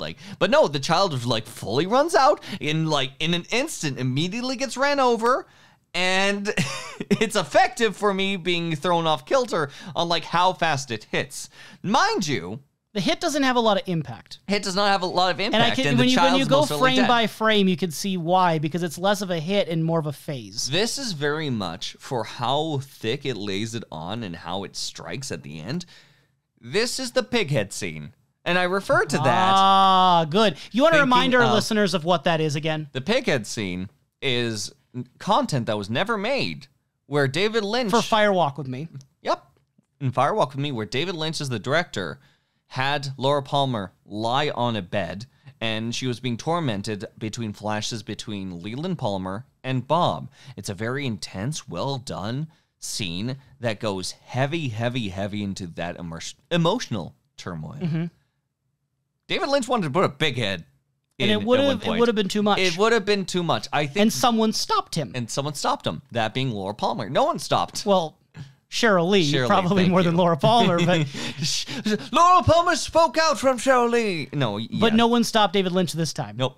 And yeah, I was laughing at this scene. Not initially when I first watched it, but it's not the hit. I'm not laughing at the kid. I'm laughing at every random pedestrian who like stops, formats like a line, and they look like these stock characters that have all just like been told something mildly disappointing, like, I'm sorry, your bill's gonna go up another $20 on your phone line. And they're just like reacting with like slightly shaking their head, some people putting their hand over their cheek. The driver who's right the best next, one. who's like right next to Just when all this happens. Covers his eyes like, oh no, don't look at me. It looks don't like look a at reaction you would put in like a YouTube thumbnail with like like this disappointment about someone failing their speed run at a game. No. This is like a moment that you would see in the Three Stooges where you hear womp, womp, womp, womp as someone's covering their eyes exactly. because they accidentally that ate also. Into it. Now, mind you, I think that one was a bit extreme. I do think that there are some that like go a little bit very humorous. Sometimes less is more. A little bit very humorous. But I will say, and I will argue, I will be the devil's advocate. And the devil's the return. The devil's avocado. And I will say, what do you do when a child is ran over? How do you react? Is it something where like people scream, or is it something where you stand back and you're taking it in and you just like stand from a distance like, do I approach, do I not? And some actors did accomplish that. I do think that some of these could be argued. I think some of these were effective. It's just that there were a fair amount. There's too many of them. That's spiced in. I do think that it took a long time with it. It's like the more I dissect it, the more I kind of find reasons why I don't think it worked. And this is something I can comment on without getting into spoilers, so I don't mind kind of digging into it. But you have people who are cut to who are not visible in the moment, so it kind of cuts to people outside the situation reacting. And I think that's one of the biggest ways this goes wrong for me, is that it just keeps cutting to more people in the background who feel so artificially tacked on. Whereas a lot of times when I see like a tragedy happen in a movie, there's this organic sense that they actually are around. I don't believe, suspension of disbelief wise, when I'm watching, that these people actually just were there and saw it. I feel like a camera was put in front of them and they were told, be sad. I think that the framework is one of the crying shames in this, because when you have that, you have a shot that either goes really close into the face and just may give a side profile that sort of like leans into the action, or it's something where you like take a shot behind that puts them into the framework and gives an idea of scope. In this case, I think it's very effective where you were putting up an example of stock. Because it does seem like one of those situations where you prepare a stock image in order to try to emphasize that something did happen here and this is a reaction. It's something that I would potentially see in a YouTube video from anything that people can get their hands on I think to emote with this. You could more effectively deliver this emotion with like half the number of people. And that's where I don't think you need a lot of people to see this. You just need a few strong reactions, some believable reactions. Mm-hmm. And so when you keep cutting to all these other ones, it kind of dilutes the experience. I thought the mother's reaction was fine. And then, of course, the other element we haven't mentioned is Carl Rodd is there. I thought his reaction is fine. And I think that when you have capable actors given full context in the scene where the moment happens, there are ways to do this. I don't know what the perfect formula is. I think it depends on the show, and it's having the death of a child is a really dramatic thing to portray no matter how you do it. But usually when I see movies or shows that do these sort of dramatic moments, they might do something with the audio cues. So like the sound kind of starts getting muffled and almost like it's all the noise of the moment, like the intensity of it, or everything goes like high-pitched radio sounds, just like a droning noise. There's ways to enact that kind of feeling. The soundtrack kind of did it, but then there's moments where it got a little too calming for me, and I wasn't taken out of the experience by even the sound of it. I think it was not just the sound of it. I think that still is an effective element, but I think the biggest issues are the framing and the lack of interaction. Mm-hmm. Not even just with the person. Interact with your environment. Yeah. Like if like they're just there was a standing point. there. The strongest points I would say is like when they're getting out of the car, but if like someone like anchors themselves to the car and just keep them stationed there, for a lot of this, it feels like actors were placed on a line in a box. And then everyone surrounded this area in that box and then did their respective individual reactions. And again, it's tough. I think your mileage will vary. Some people might find the scene very disturbing. Some people might start laughing at it. Some people might feel nothing. And I said the collision had no impact. I know it sounds kind of harsh, but like... He literally disappears. And it's like, is that supposed to be an intended glitch? If so... Everything is intended! Well, this is one of those cases where you can make that argument, but I'm like... I don't know if it is, given the information we have so far. It just seems like a really not powerful way of showing. Like, it feels like it's willing to show you this horrible thing, but it's not willing to show reality with it. So it kind of like holds its punch at the worst possible moment, where the actual impact feels so muffled that I'm just like, I don't know, just put like a dummy there and run it over. Like, don't have an actual person get run over, but have something that gives the idea of impact. I don't get impact from this. I get kind of a weird phasing, and that also kind of hinders it to me. I think that the impact or lack thereof is the most effective thing from the scene. I think it makes it weird. I think it makes it and you can find off. some value in it. Okay, I think we agree feels off. It's whether off is bad or off is good. Yep, but it feels off. It does feel off. And we can agree on that one there. Carl Rod, again, I think he does a good job in this scene. The yellow energy that seems to be emitting out of the boy, are we going with soul? Or are we just going with energy? Or do we think the yellow is because of the tragedy? It's the Garmonbozia of the suffering of the mother. Why do you think the yellow stuff comes out? I think a little bit all of the above. I think it's very notable that they're right underneath power lines. Very evocative power lines, similar to the ones at Fat Trout Trailer Park back over in the Fire Walk With Me movie. Exactly. And seeing it rise up and leave the body and be absent from the body is just a very notable visual. I think that you can drive any of these, but unless we see the child again, I think that it just... I don't think we're going to see that character again. I just think it just evokes the idea that this kid's dead. Okay. Like there's no coming back from this. Yeah. Like, I think that's the only finality I can bring from this child. What do you think of Carl Rod's presence? A ghost. We got him in the Secret History of Twin Peaks. He's a ghost of a man. I think that you're incorporating Carl Rod in a similar way to react as someone such as the Log Lady, someone in the background, someone who can come in close, but instead of giving information and spouting off wisdom, instead is there in the moment because that's all he has left, the moments. When we first were introduced to him and he was being driven from the trailer park straight into town, it's the idea that this is all he has left, this chance to just go into town, live some life, because who knows when his last day is. He smoked for 75 years straight, and that's a long-ass time to continue smoking. He finds a lot of solace or some kind of positive emotion about being in the town of Twin Peaks rather than being in the outskirts. Yes. Of his new Fat Trout Trailer Park. Yeah, so I'm taking it that he's going to be experiencing life if we continue to see him, but in a sort of mystical presence similar to Margaret Lanterman. And I imagine that, Harry Dean Stanton, he did unfortunately pass away a few years after the return, I believe, and I think that this would have been the episode they would have dedicated to him if that would have probably happened earlier. But but definitely, I'm glad that Harry Dean Stanton was able to be in this if they were wanting to bring the Carl Rod character back. Agreed. That's not a reflection of the fact that I still have questions about why we moved him out of his current location. Secret History seems to have moved the entire town of Deer Meadow closer to Twin Peaks. If I'm not mistaken, I may have misheard the dialogue, but it seems that this isn't his first trailer park or rodeo. Like, he's moved here. Sure. So it is a little confusing if you read into it too much, I think. Some of his comments about the government and the war are so general that it's like, I don't really know if I'm supposed to take anything out of just the fact that everyone can agree, the government, the war, just these general ideas of things that are bad that everyone can agree on are bad without actually having any meaningful things to say about them. This character's we have relatable. someone later who will give meaningful things to say about them. I'm slowing down because as I say it, I'm like, are they meaningful? But they are things, and they are more. And sometimes they're specific. Oh. It's 7 o'clock. Do you know where your freedom is? Not here. It's not here. My gods, if you had to have a reveal, if you had to tell me. We're sinking into the mud. It's the same vast global corporate conspiracy.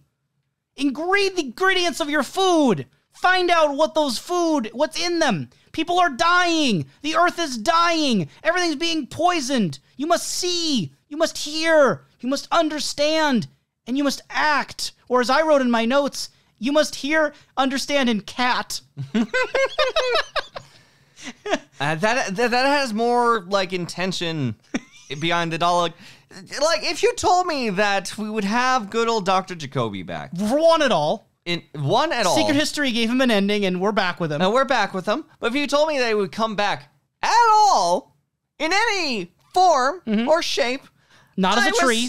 I was not expecting Diet Alex Jones as the potential profession for the Doctor. So obviously I kind of have a sense of where you're going, but do you read this man as a truth teller, a prophet, someone with wisdom, or do you read him as like a charlatan or like a fraud crook? What are you reading this man as? Is he a snake oil salesman, or is he selling you home like self-improvement? The best lies are ones wrapped in truth, and the fact that he is willing to say the most broadest of things that people could get an emotion out of, how everything's poisoning, how everything's bad out there, and they are doing it to you. They're doing it to you. We are the good people. We need to do what's best for us. We need to make sure we're not being poisoned by all this general material that they're giving to us, our kids, and everything like that. It's so generalized that if Jacoby does not like have some understanding of what he is doing in any capacity, especially since he's following it up with trying to sell golden shovels for $29.99 plus shipping,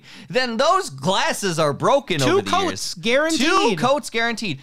I find it so unlikely Jacoby doesn't know, but at the same time, I'm looking also at his audience, and can I be convinced that both Jerry Horror as well as Nadine Hurley might be buying into this as they both smile. It's like, yeah, brother, he's getting a nice smoke going for himself. God. Do I believe that these two would fall into this? Yes. So you're reading Dr. Amp then as kind of a negative. Dr. Amp, right? Like he's misleading people. Dr. Amp is a negative trying to sell out a positive with people because it gets people up, it keeps people active. And if he's happening to get like money on the side for that, then by all means. So I think it's one of those horrible, I'm doing a good thing by making people more involved. There's also, of course, the suspicion, whether positive or negative, there's a charge, because we do have all of the electricity references. You got Dr. Amp. He says he's coming to you live and electrified. He's got electricity on the bow tie. He's got bolts in the ad. We're clearly drilling home the idea of electricity with this man,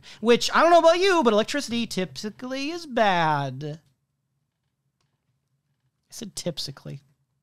Typically, the shovels that I'm seeing that are similar to the shovel on there is about $19.98 for a shovel. So if we say that he gets the paint and the shovels like at a discount for like bulk buying, that's still not too much of a tidy problem. No, unless he's selling a lot. Unless he's selling Which a lot. I don't think he is based on the amount he's getting. He's making a decent small profit. He's saying he's digging himself out of the mud. Will anyone be using this for digging, or are they going to be using it for bells? Like, why have a golden shovel? And that's the thing, is it has no purpose. It does literally nothing. And, you know, he's so broad in his political advice that it could be any political spectrum. I would lean a little bit more on the conservative side, because the idea of digging yourself out of the mud feels very reminiscent of the more conservative phrase, pick yourself up by your bootstraps. And that's typically something you associate with someone who's looking at more of a conservative outlet. But it is kind of hard to say. I also look at the shoveling idea as being very similar to draining the swamp, which was, again, something that was more of a phrase during like the Trump campaign. The way that it handles it is saying it's their fault, but we have the chance to do something about it. And if we're exposing them, they who are wriggling under the rocks, we can shine a light on them and win the war against them. The golden shovel, which is just a regular tool you can pick up that has a couple golden paints on it, is just a trophy. It is a symbol of the idea that we can dig ourselves out. It's taking that matter into your own hands, and by selling these symbols. Now, could you not argue, though, that if someone buys the shovel and they take the advice and they actually improve their life, he is doing a net positive? That's, I think, what he's gonna argue. I think that that's just a net argument that if he's ever challenged, that's what he's gonna do. So he's basically selling a self-help book, but without the reading. Exactly. It's just a self-help paperweight. He can weigh so many papers with this beauty. And again, I think the politics are always already there, in the sense that you're looking at 2016, 2017 when this is airing and being made. You're having clearly the political climate that it is. And I think that you have this sort of reactionary individual who's only a few steps away from QAnon, like talking about them and they and the darkness, and we need to stop them. Go ahead and pick yourself up by your bootstraps. My question for you, as a Jacoby fan, do you think it mattered that it was him instead of a new character? Yes. Why? He is someone out of like the whole cast that I think is very autonomous. He knows what's going on around him. So to be able to either A, believe that he's continuing that autonomy and profiting off of it, or B, that something went crazy and that's been off the screen, there's a lot of compelling thoughts that you can play with that. Meanwhile, if you show me Ed Hurley when Tier's like, you gotta take yourself out of the swamp, it'd be like a weird scene. I think that Jacoby is one of the few examples that we can really play with mental dynamics. So again, why not just make it a new character, though? Why not make it a new Why does the history of this character being brought in matter? It reminds us of being trapped inside the past and the people who may gain power from trapping people in the past, because trapping people such as Nadine, as well as... But he's trying to get people to shovel their way out of the past. They're shoveling themselves out of problems. It's their fault. It's nothing about the past. It's currently working out the present because you need the ideal present at this moment. We lived in the ideal present. We can get back to it. Okay. Interesting. And maybe there might be an authority where he's saying dig yourself into a future. Maybe he'll be using his power in that way. But in this case, do I believe from the audience that we have seen? You're going to be so surprised when he uses his shovel to beat the final boss. It's the ultimate weapon. He just literally pops out of the corner and bashes Mr. C in the face. It's the ultimate power. It's got so much attack points. Judging from the Nez Pierce bathroom door, that's a possibility. You know, the Nez for Perce me. people used to use shovels to bash their opponents over the head. It's true. Lucy looked it up. Help. Call for help. 3 people who you may not want to call for help are Lorraine, Duncan Todd, and Ike the Spike, who I've loosely grouped together because I think at the moment, given what we know, we might be able to infer some things and guess some things, but I don't know if it's ever been stated exactly where they are, where those people are in the vicinity of reality. So, Lorraine is a new character. She exists and then she dies. And Good job, Lorraine. And she is the nervous wreck who is working in some kind of office building with heavy music in the background. Who seems to want probably Dougie dead. Probably. Maybe Dougie Coop. Maybe Dougie Coop. One of the two, maybe both. In any case, it seems that it's important enough to either her position or someone above her position because she does the response of Argent 2, of course. What do you make of Argent 2? Argent. Do you want me to tell you what Argent means? Argent Dale Copper, and it's just like the knockoff of Dale Cooper. So, do you want to know what Argent means? No. No? It's literally a word. I'm not spoiling anything. You may. Okay, so she is typing this on a BlackBerry phone or device, and then the Argent 2, Argent refers to a color of silver or white, which most clearly the thing it's implied she's communicating with is not silver or white. Because it looks like, based on the framing and cuts, that she sends a message to her on her BlackBerry, and then it seems to go to a black box that is in Buenos Aires, Argentina. That then does something, and so it seems like she is the go-between to that, whatever that is. Whatever information we may gain But it's later. a black box being called white. If everything matches up, or if they're just going for vibes. Or the idea is the box isn't white. She's telling the box about something white with the number 2. The number 2 is notable and something that we can associate with the box at the very least because there are 2 beeps coming from the box from the 2 little beep holes. There's also at least 2 forms of Cooper, Dougie, Mr. C. There's the 2 peaks and the 2 lodges, and there's the white lodge and the black lodge. And it's so at this point, like, signifying things we've already heard before that, like, what do we even grasp onto? The box. Do you have any interpretations of what this box is doing? Because it also later on ends up, like, after Mr. C has his phone call, it ends up shrinking down to this little weird little rock thing. More alchemy-looking imagery. Yep. And that's what we got so far. Any guesses on what this black box in Buenos Aires is doing, what Lorraine's doing? I believe that it's just more so mystical craziness going on. And That's a some lot of the potential- return is mystical craziness. And may associate the mystical craziness, in this case being an intended use and a cause and effect action, is likely more in Mr. C's field house. Do you find it effective?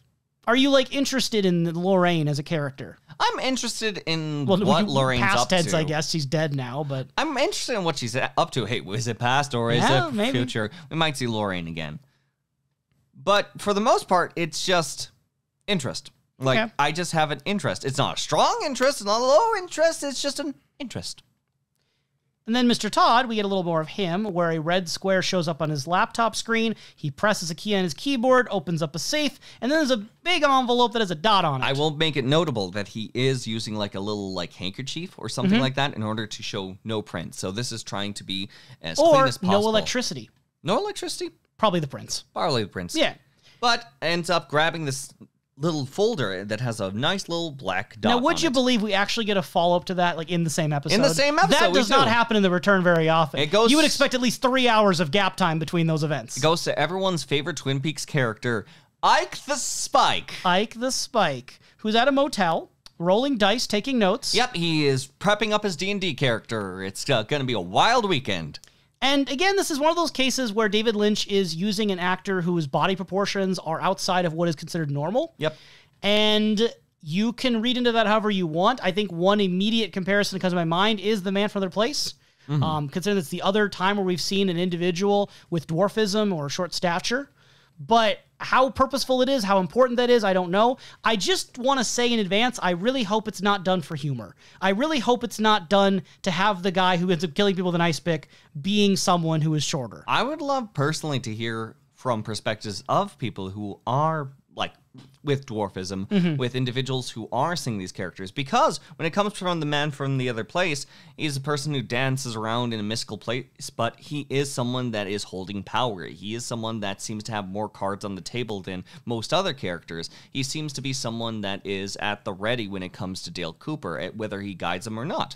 And we also have this character right here that is a active murderer and taking power, but it's a question of like what tone are we going through with this character? It's intent and tone. Intent and tone. Is it meant to be weird and funny, haha, or is it meant to be cool and good? I mean, and how does this read again for an audience? And neither of those are fully fledged out characters with people's lives and, you know, wants and needs and personalities. Not at all. They're stock images. They are passing by pieces. So, I don't know. I have mixed feelings. I think there's ways to read it positively and ways to read it negatively. But I will say that Lorraine is probably not reading anything positively because she's dead. She got stabbed. She got Ike the Spiked. Why is the choice weapon? I know you can't answer this question. I'm just speaking into the universe. Why use an ice pick as a weapon? It seems like there's other weapons you can go for. Like, there seems like to be more effective things with the stabbing and the striking and the sneaking. Well, especially because we see that afterward, after stabbing at least like 3 people, he looks down at his ice pick and he has to see that it is like bent and broken. Does he no longer like the spike? Does and then he he have says, more spikes? He says, "Oh no."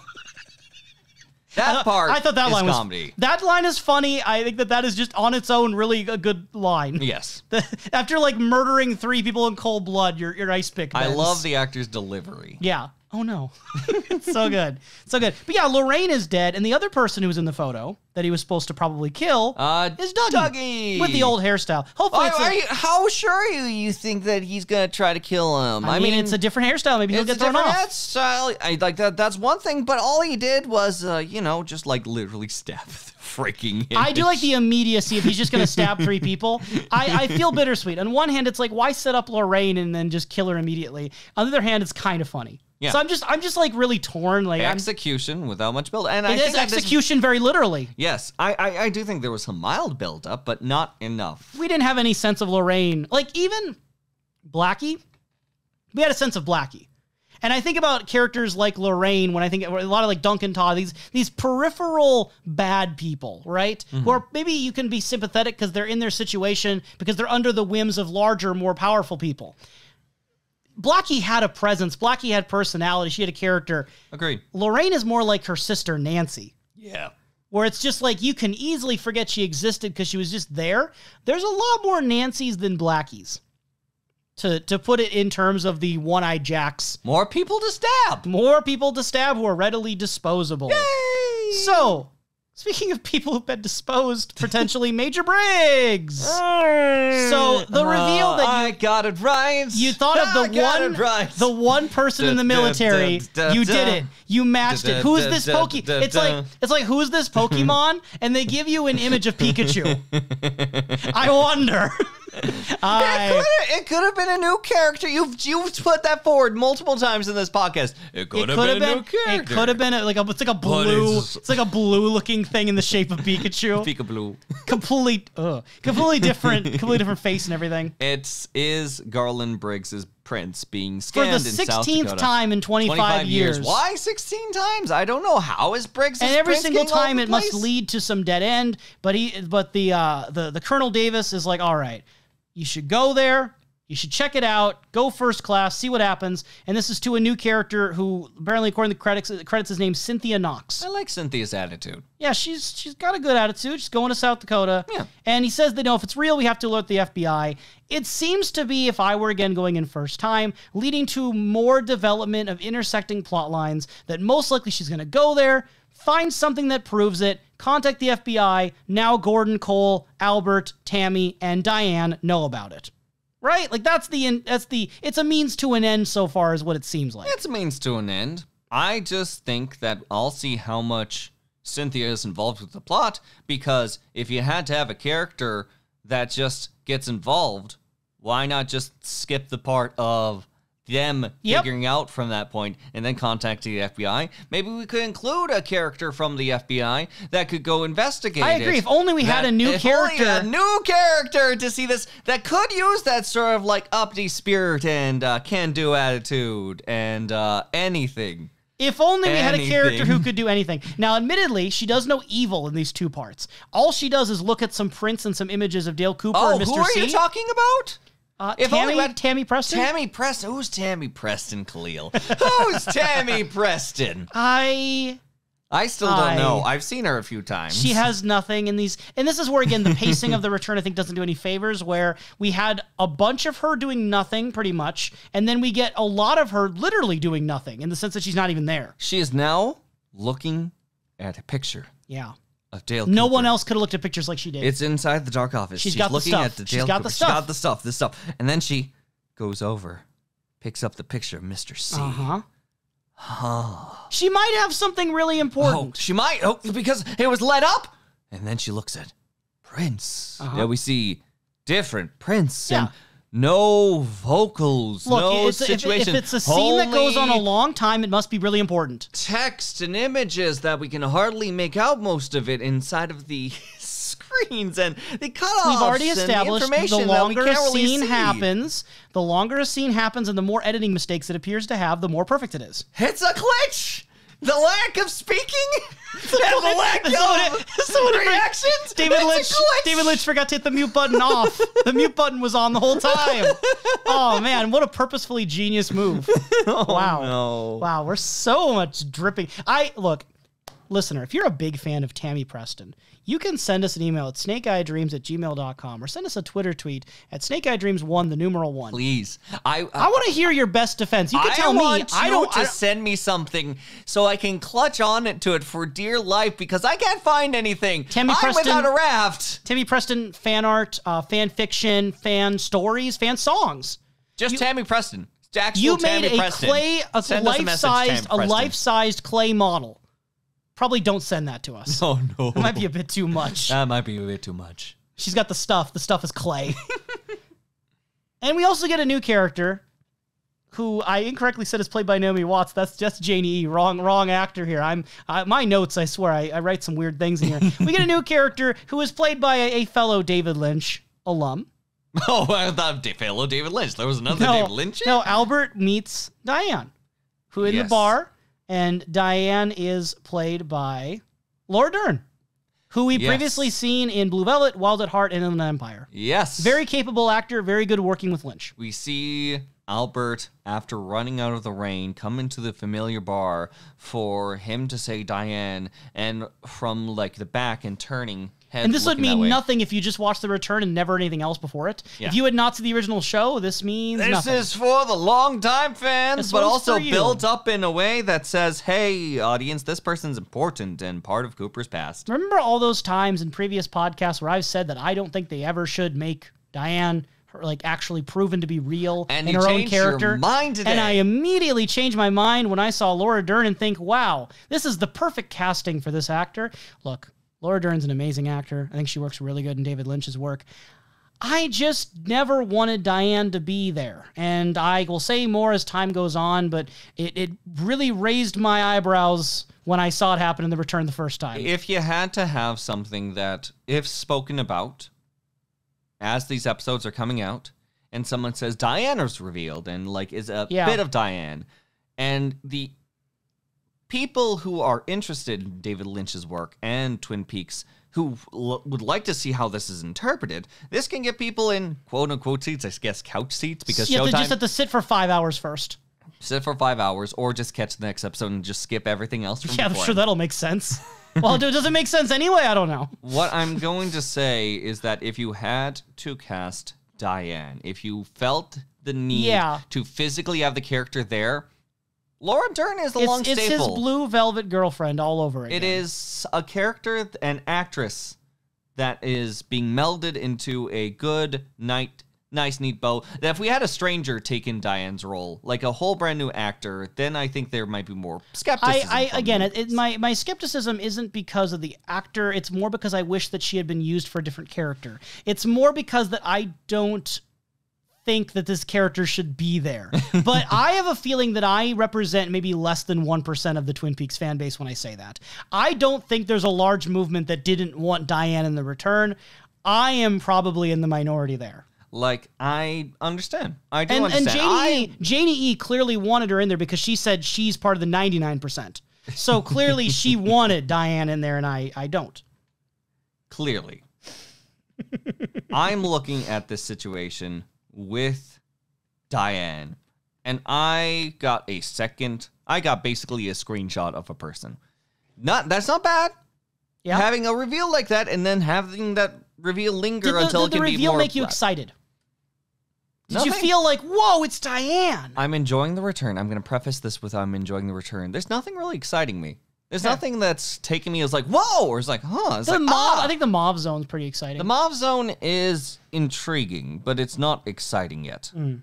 There's a difference to me. What about the evolution of the arm? Was he pretty exciting? There's a big tree with a gum wad. That's a take back and go, huh. And I think that actually is stronger for me. I think that is a very fun, like, feeling to be thrown into. Diane's not anywhere yet. Diane is revealed. It's like, okay, what are you going to do? What are you going to do, film? Meanwhile, there's all sorts of spare bits and pieces. Major Briggs, before we completely abandon that half of the corpse, we have a little bit of a comedy skit and just with Constance, Constance that is adorable. Like the as much as that could be adorable in this situation. About someone losing their head, saying that I have like comedy or stand up on the weekends. Like it's a solid character. I think you're doing a good job here. Like she like feels this like banter. A Twin Peaks character. There's reminiscence of other characters we've met before that are kind of like her. Yeah. But she makes it clear that the head is gone, and the biggest clue that we have on the body is a ring. Which continues to feed into that 10% or 1%, or I forgot what percent I said last in the podcast, 10, of Mr. C being potentially the merging of Dale Cooper and Dougie, because a ring is found specifically for Janie E as a wedding ring with Dougie E. And that's a weird thing if we are to say... It wasn't Dougie that visited, it's Mr. C. And if Mr. C visited and gave them a ring that belongs to this separate marriage... But why would Mr. C as Dougie, like if he was the same person, why would he want the ring to be eaten by Major Briggs or be in the body? To continue a thread and a line for discovery. I think that there is... Unless Major Briggs in his dying breath was like, I need to tell them who did this, grabs nearest ring, swallows it. That's a way to prove it when he's dead. I mean, maybe. I'm leaning more into the intent of the killer. This is very much the letter under the fingernail. Sure, that's a good comparison, yeah.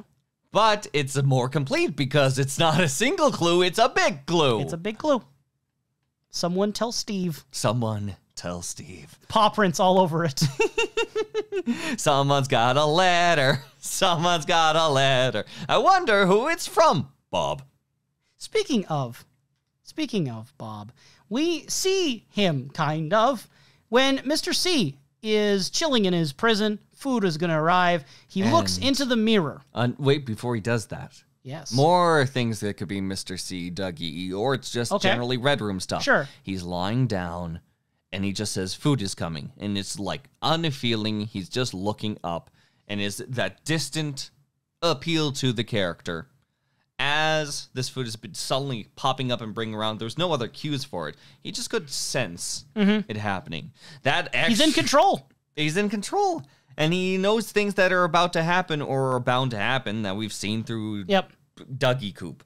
This may just be, again, both have that ability. But after he gets the food and he gets up to the mirror and he starts to wash his hands, we have a sudden flashback between Bob and Doppelkoop. Right. Where he's like, and just like every other scene in The Return, it goes on for a very long time. And it loops. In one of the best shots in The Return so far, where Mr. C is staring in the mirror and you see that the face slowly shifts and it looks like the mouth is stretching. You were not sure what was there originally and what else is molding. It's weirdly seamless, but still works into the uncanny valley enough that you try to pick out more and more details as you keep looking at it. And Mr. C mentions, "You're still there," or something along those lines. Yeah. You're still with me. You're still with me. So, it sounds like it was effective for you, the merging with Bob's face. I know that faces can be a bit different for you. Did you recognize what was happening? I was recognizing the face was shifting, and I do think that it was trying to emulate that Bob-ness. It never went full Bob. It was even at peak, it was still a mix. Yes, I think that it was very effective sitting in that moment. I think that they did great trying to work with the tone and play with the horrifying element of this Bob-like figure still being there. Or if that was just Bob peeking out, saying to the other entity that you're still there. Some entity is speaking to another entity in the respects that recognizing that they're still present somewhere. So what do you think then is the implication of "you're still with me" and Bob being there? Because we've speculated before, we talked before about the idea of Mr. C being more in control, or maybe by this point they're perfectly merged. How much Bob do you think there is? What's the difference between Bob and Doppelkoop? It's not like Leland. Leland went through complete transformations. Yes.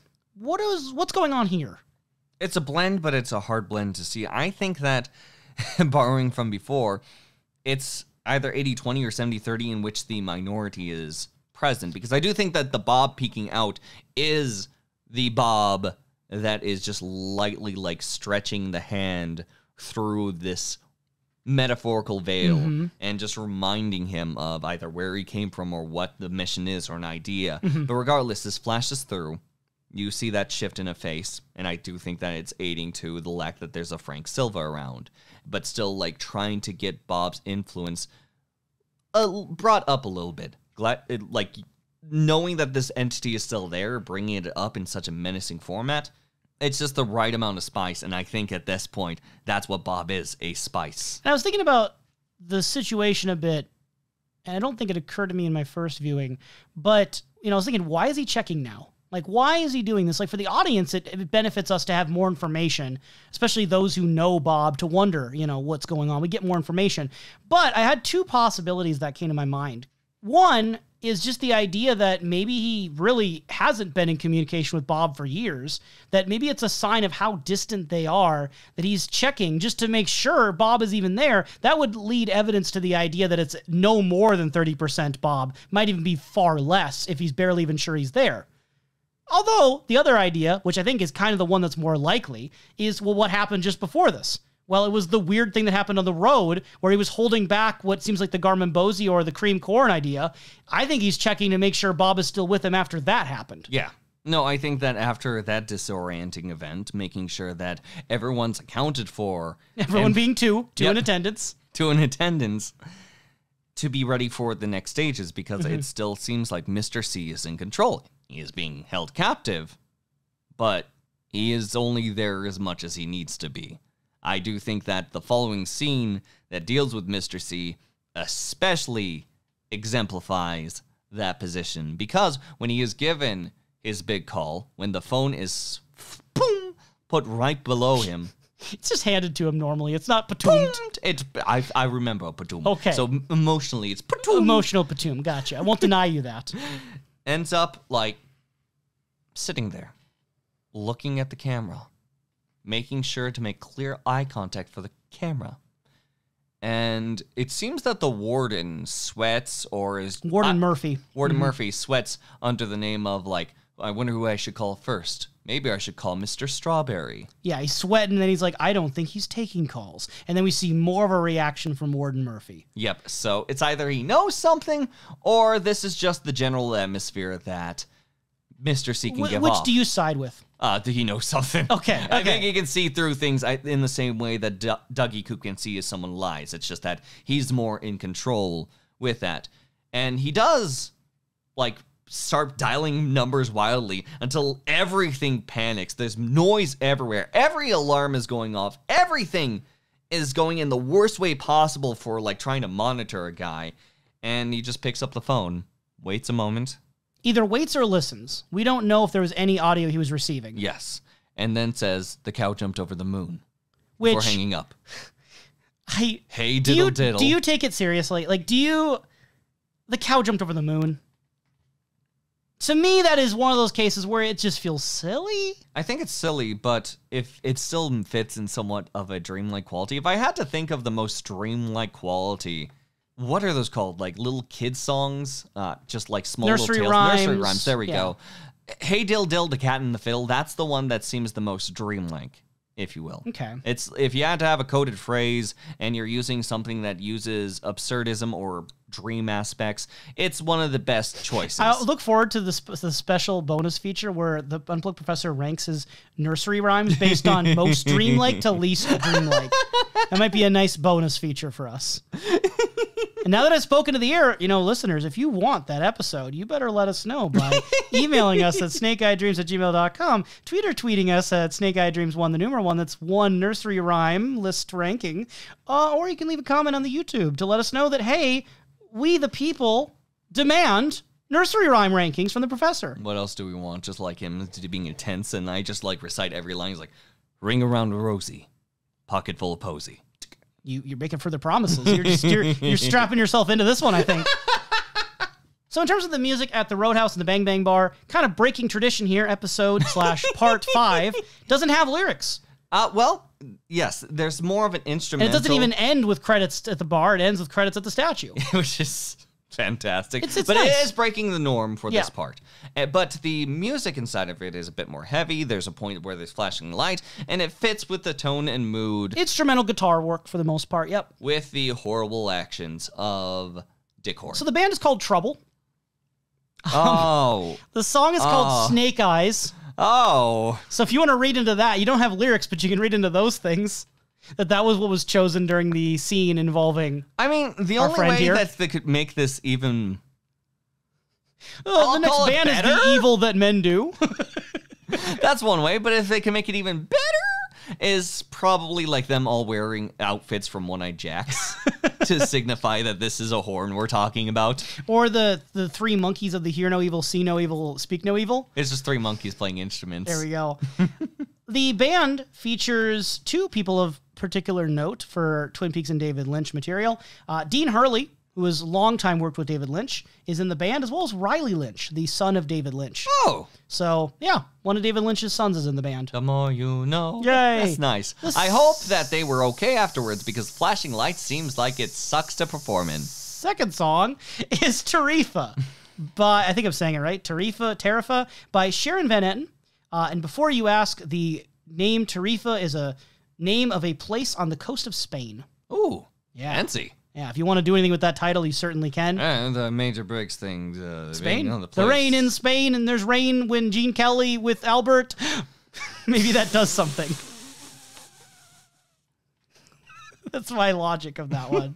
Okay, so lyrics. This one was kind of hard for me to break up because some of the lines don't flow like traditional sentences for me. So I apologize in advance if my formatting and my ordering mess things up any bit. But I'm going to try to chunk them here for you. So a bit more than the last couple times. Hit the ground, the yard, I found something. I could taste your mouth. Shut the door. It just seems like, okay, we've had in the past, I want to taste your mouth or something. I want to taste through your mouth. Okay. We've had Bob imagery there. Yep. Hit the ground. I think hit the ground running. It's either hit the ground A running nice or all-star reference. No, I don't think it's hitting the ground running. I think that unless they're running Could be a away, collision. it could be just a collision. A fall. A descent. You are at the bottom now. The yard, I found something. I found something. It's just this area of discovery. And again, clarifying, Lynch did not write these lyrics. In fact, this was a song I remember hearing like at least a year before The Return came out. I owned the album on CD. I'm that old. I own CDs. Yay. And so I was already familiar with the song. So no, I'm not pretending David Lynch wrote into this. We're just seeing what we can do with the song choice. We're seeing what we can do with it because for the most part, it seems it fits well. Maybe. Maybe, or at the very least, he shuffled it in a meaningful So we get the idea of maybe a fall, finding something. I could taste your mouth. There's a desire potentially there. Yep. And shut the door. There's an experience or an opportunity that's being closed off maybe. Mm-hmm. Yeah. Now in the sun tanning, you were so just looking across the sky. Ideals. It's just an ideal. Could be a lower ball ideal. Could be an ideal. It's just an ideal. Can't remember. I can't recall. No, I can't remember anything at all. Memory issues, especially don't die. Don't die. Wake up. We skipped the sunrise, looking across the grass. We're just skipping time. We're just like moving across. We're just heading straight into something headlong. Said he wanted, and not that I'm every. It's the same. I could mean you were right. Confusion. I'm confused reading it. No, I think that it's just general confusion. I could say you're right, and this well, there's a sense of wanting and someone not feeling like they're able to meet up to those expectations. Yeah. Potentially. No, I think that is. I mean, I think of Doris and Frank a lot with that statement, but I don't know if that's characters in specific that it would apply to. Completely fair. Everyone else hasn't a chance. Don't fail me now. Open arms, rest. The further we go into the lyrics, the more you're entering Wonderland. To excavate. Yeah. Everyone else hasn't a chance. So, like, they have a chance, but no one else does. Mm-hmm. Don't fail me now. Open arms, rest. Opens arms rest is such a contradictory image. There's a lot of contradictions here. When you put your open arms out, like there's no rest, that's an action, but at the same time, like it's, I suppose, a little bit more free, or unless you go straight into the Jesus symbology, like resting it down and the arm is open. Let's run under, cursing myself at night. Slow, it was 7. I wish it was 7 all night. Wanting things to be as it were, or be as it was. Okay. Tell me when is this over? Chewed you out, chew me out when I'm stupid. Wanting a form of authority or something of a foundation, something to ground them. I don't wanna. Everyone else pales. Send in the owl. Tell me I'm not a child. Send in the owl! That's it. That's all you need to say, right? You summon, forget about everyone else, fall away somehow to figure it out. Send in the owl. That's the end of the song. For the most part, it's barren. I'm not saying barren in a respect that it's lacking anything, but it's barren in more so how much space that you could take to mold it and fit into different. There's a lot of longing. There's a lot of longing. Wishing things could be perfect. Wishfulness, and that might just be just a general theme that we can see with multiple characters. A few of these songs so far have had that feeling, haven't they? But in this one, I would say more than others. I think that for the most part, I can't put this into a singular character. I think you could put this into a lot of characters. I think strongest probably Dougie Coop. But you could also put it in the viewers and their relationship to nostalgia. Exactly. Like, I wish it could go back to what it was. When is this going to be over? When is Dougie Coop going to wake up and just be Dale Cooper? Oh, wait, hold on a second. I don't mean to change the subject so quickly, but I think I hear something. It sounds kind of like the... There was a fish. That's not what it sounds like. Professor. Whoosh counter. You're really trying to work that electricity in, aren't you? So, okay, part 3, I didn't find any whooshes, but I might have missed them. Part 3? I meant part 5. There we go. I didn't change my notes. My notes are a mess right now. Part 5, I didn't hear any whooshes. I almost wouldn't have heard any seen in the subtitles any whooshes in part 6, but then I was watching it and someone was nearby and they heard that I was looking for whooshes and they pointed them out to me. So 2 of them were pointed out to me when I otherwise was too busy typing my notes and might have missed them. So what you're saying is that This is the a heavily unreliable counter. But last time, with parts 1 through 4, we had 34 whooshes. Mm-hmm. And now we have 36 is the current whoosh counter. It's averaging out. It's probably higher than that, and I'm just missing them in the subtitles because I'm taking my notes as I'm doing all of this.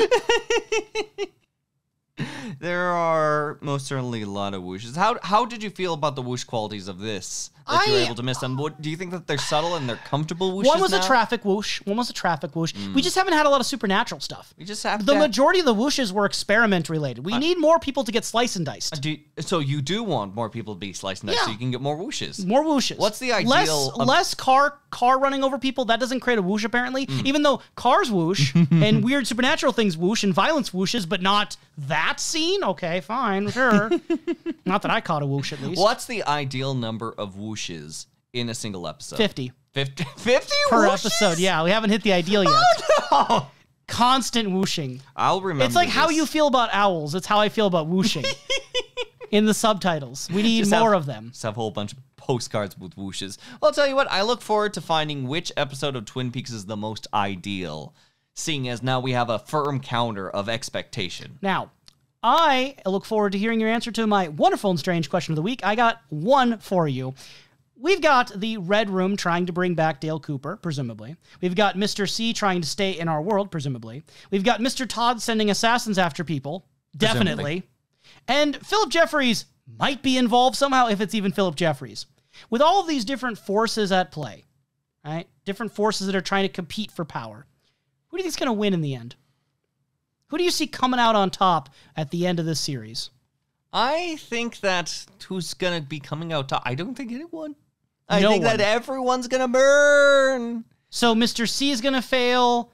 Dale Cooper's going to fail. Mr. Todd's going to fail. Whatever Philip Jeffries is doing is going to fail. Yes. All red rooms, all lodges, all zones. I think that everything's going to topple over and burn for a new whatever's going to happen next. Whether it's better or worse, I don't know, but I do not see good successes in anyone's future. My horoscope says you're all going to die. Well, I look forward to burn, baby, burning with you on the next one because presumably if we keep up with this 2 episodes per podcast routine, next up is part 7, There's a Body All Right, and part 8, Got a Light. Let's burn. Burn, baby, burn! Let's go inferno. Burn, baby, burn! Boom, boom, boom, boom.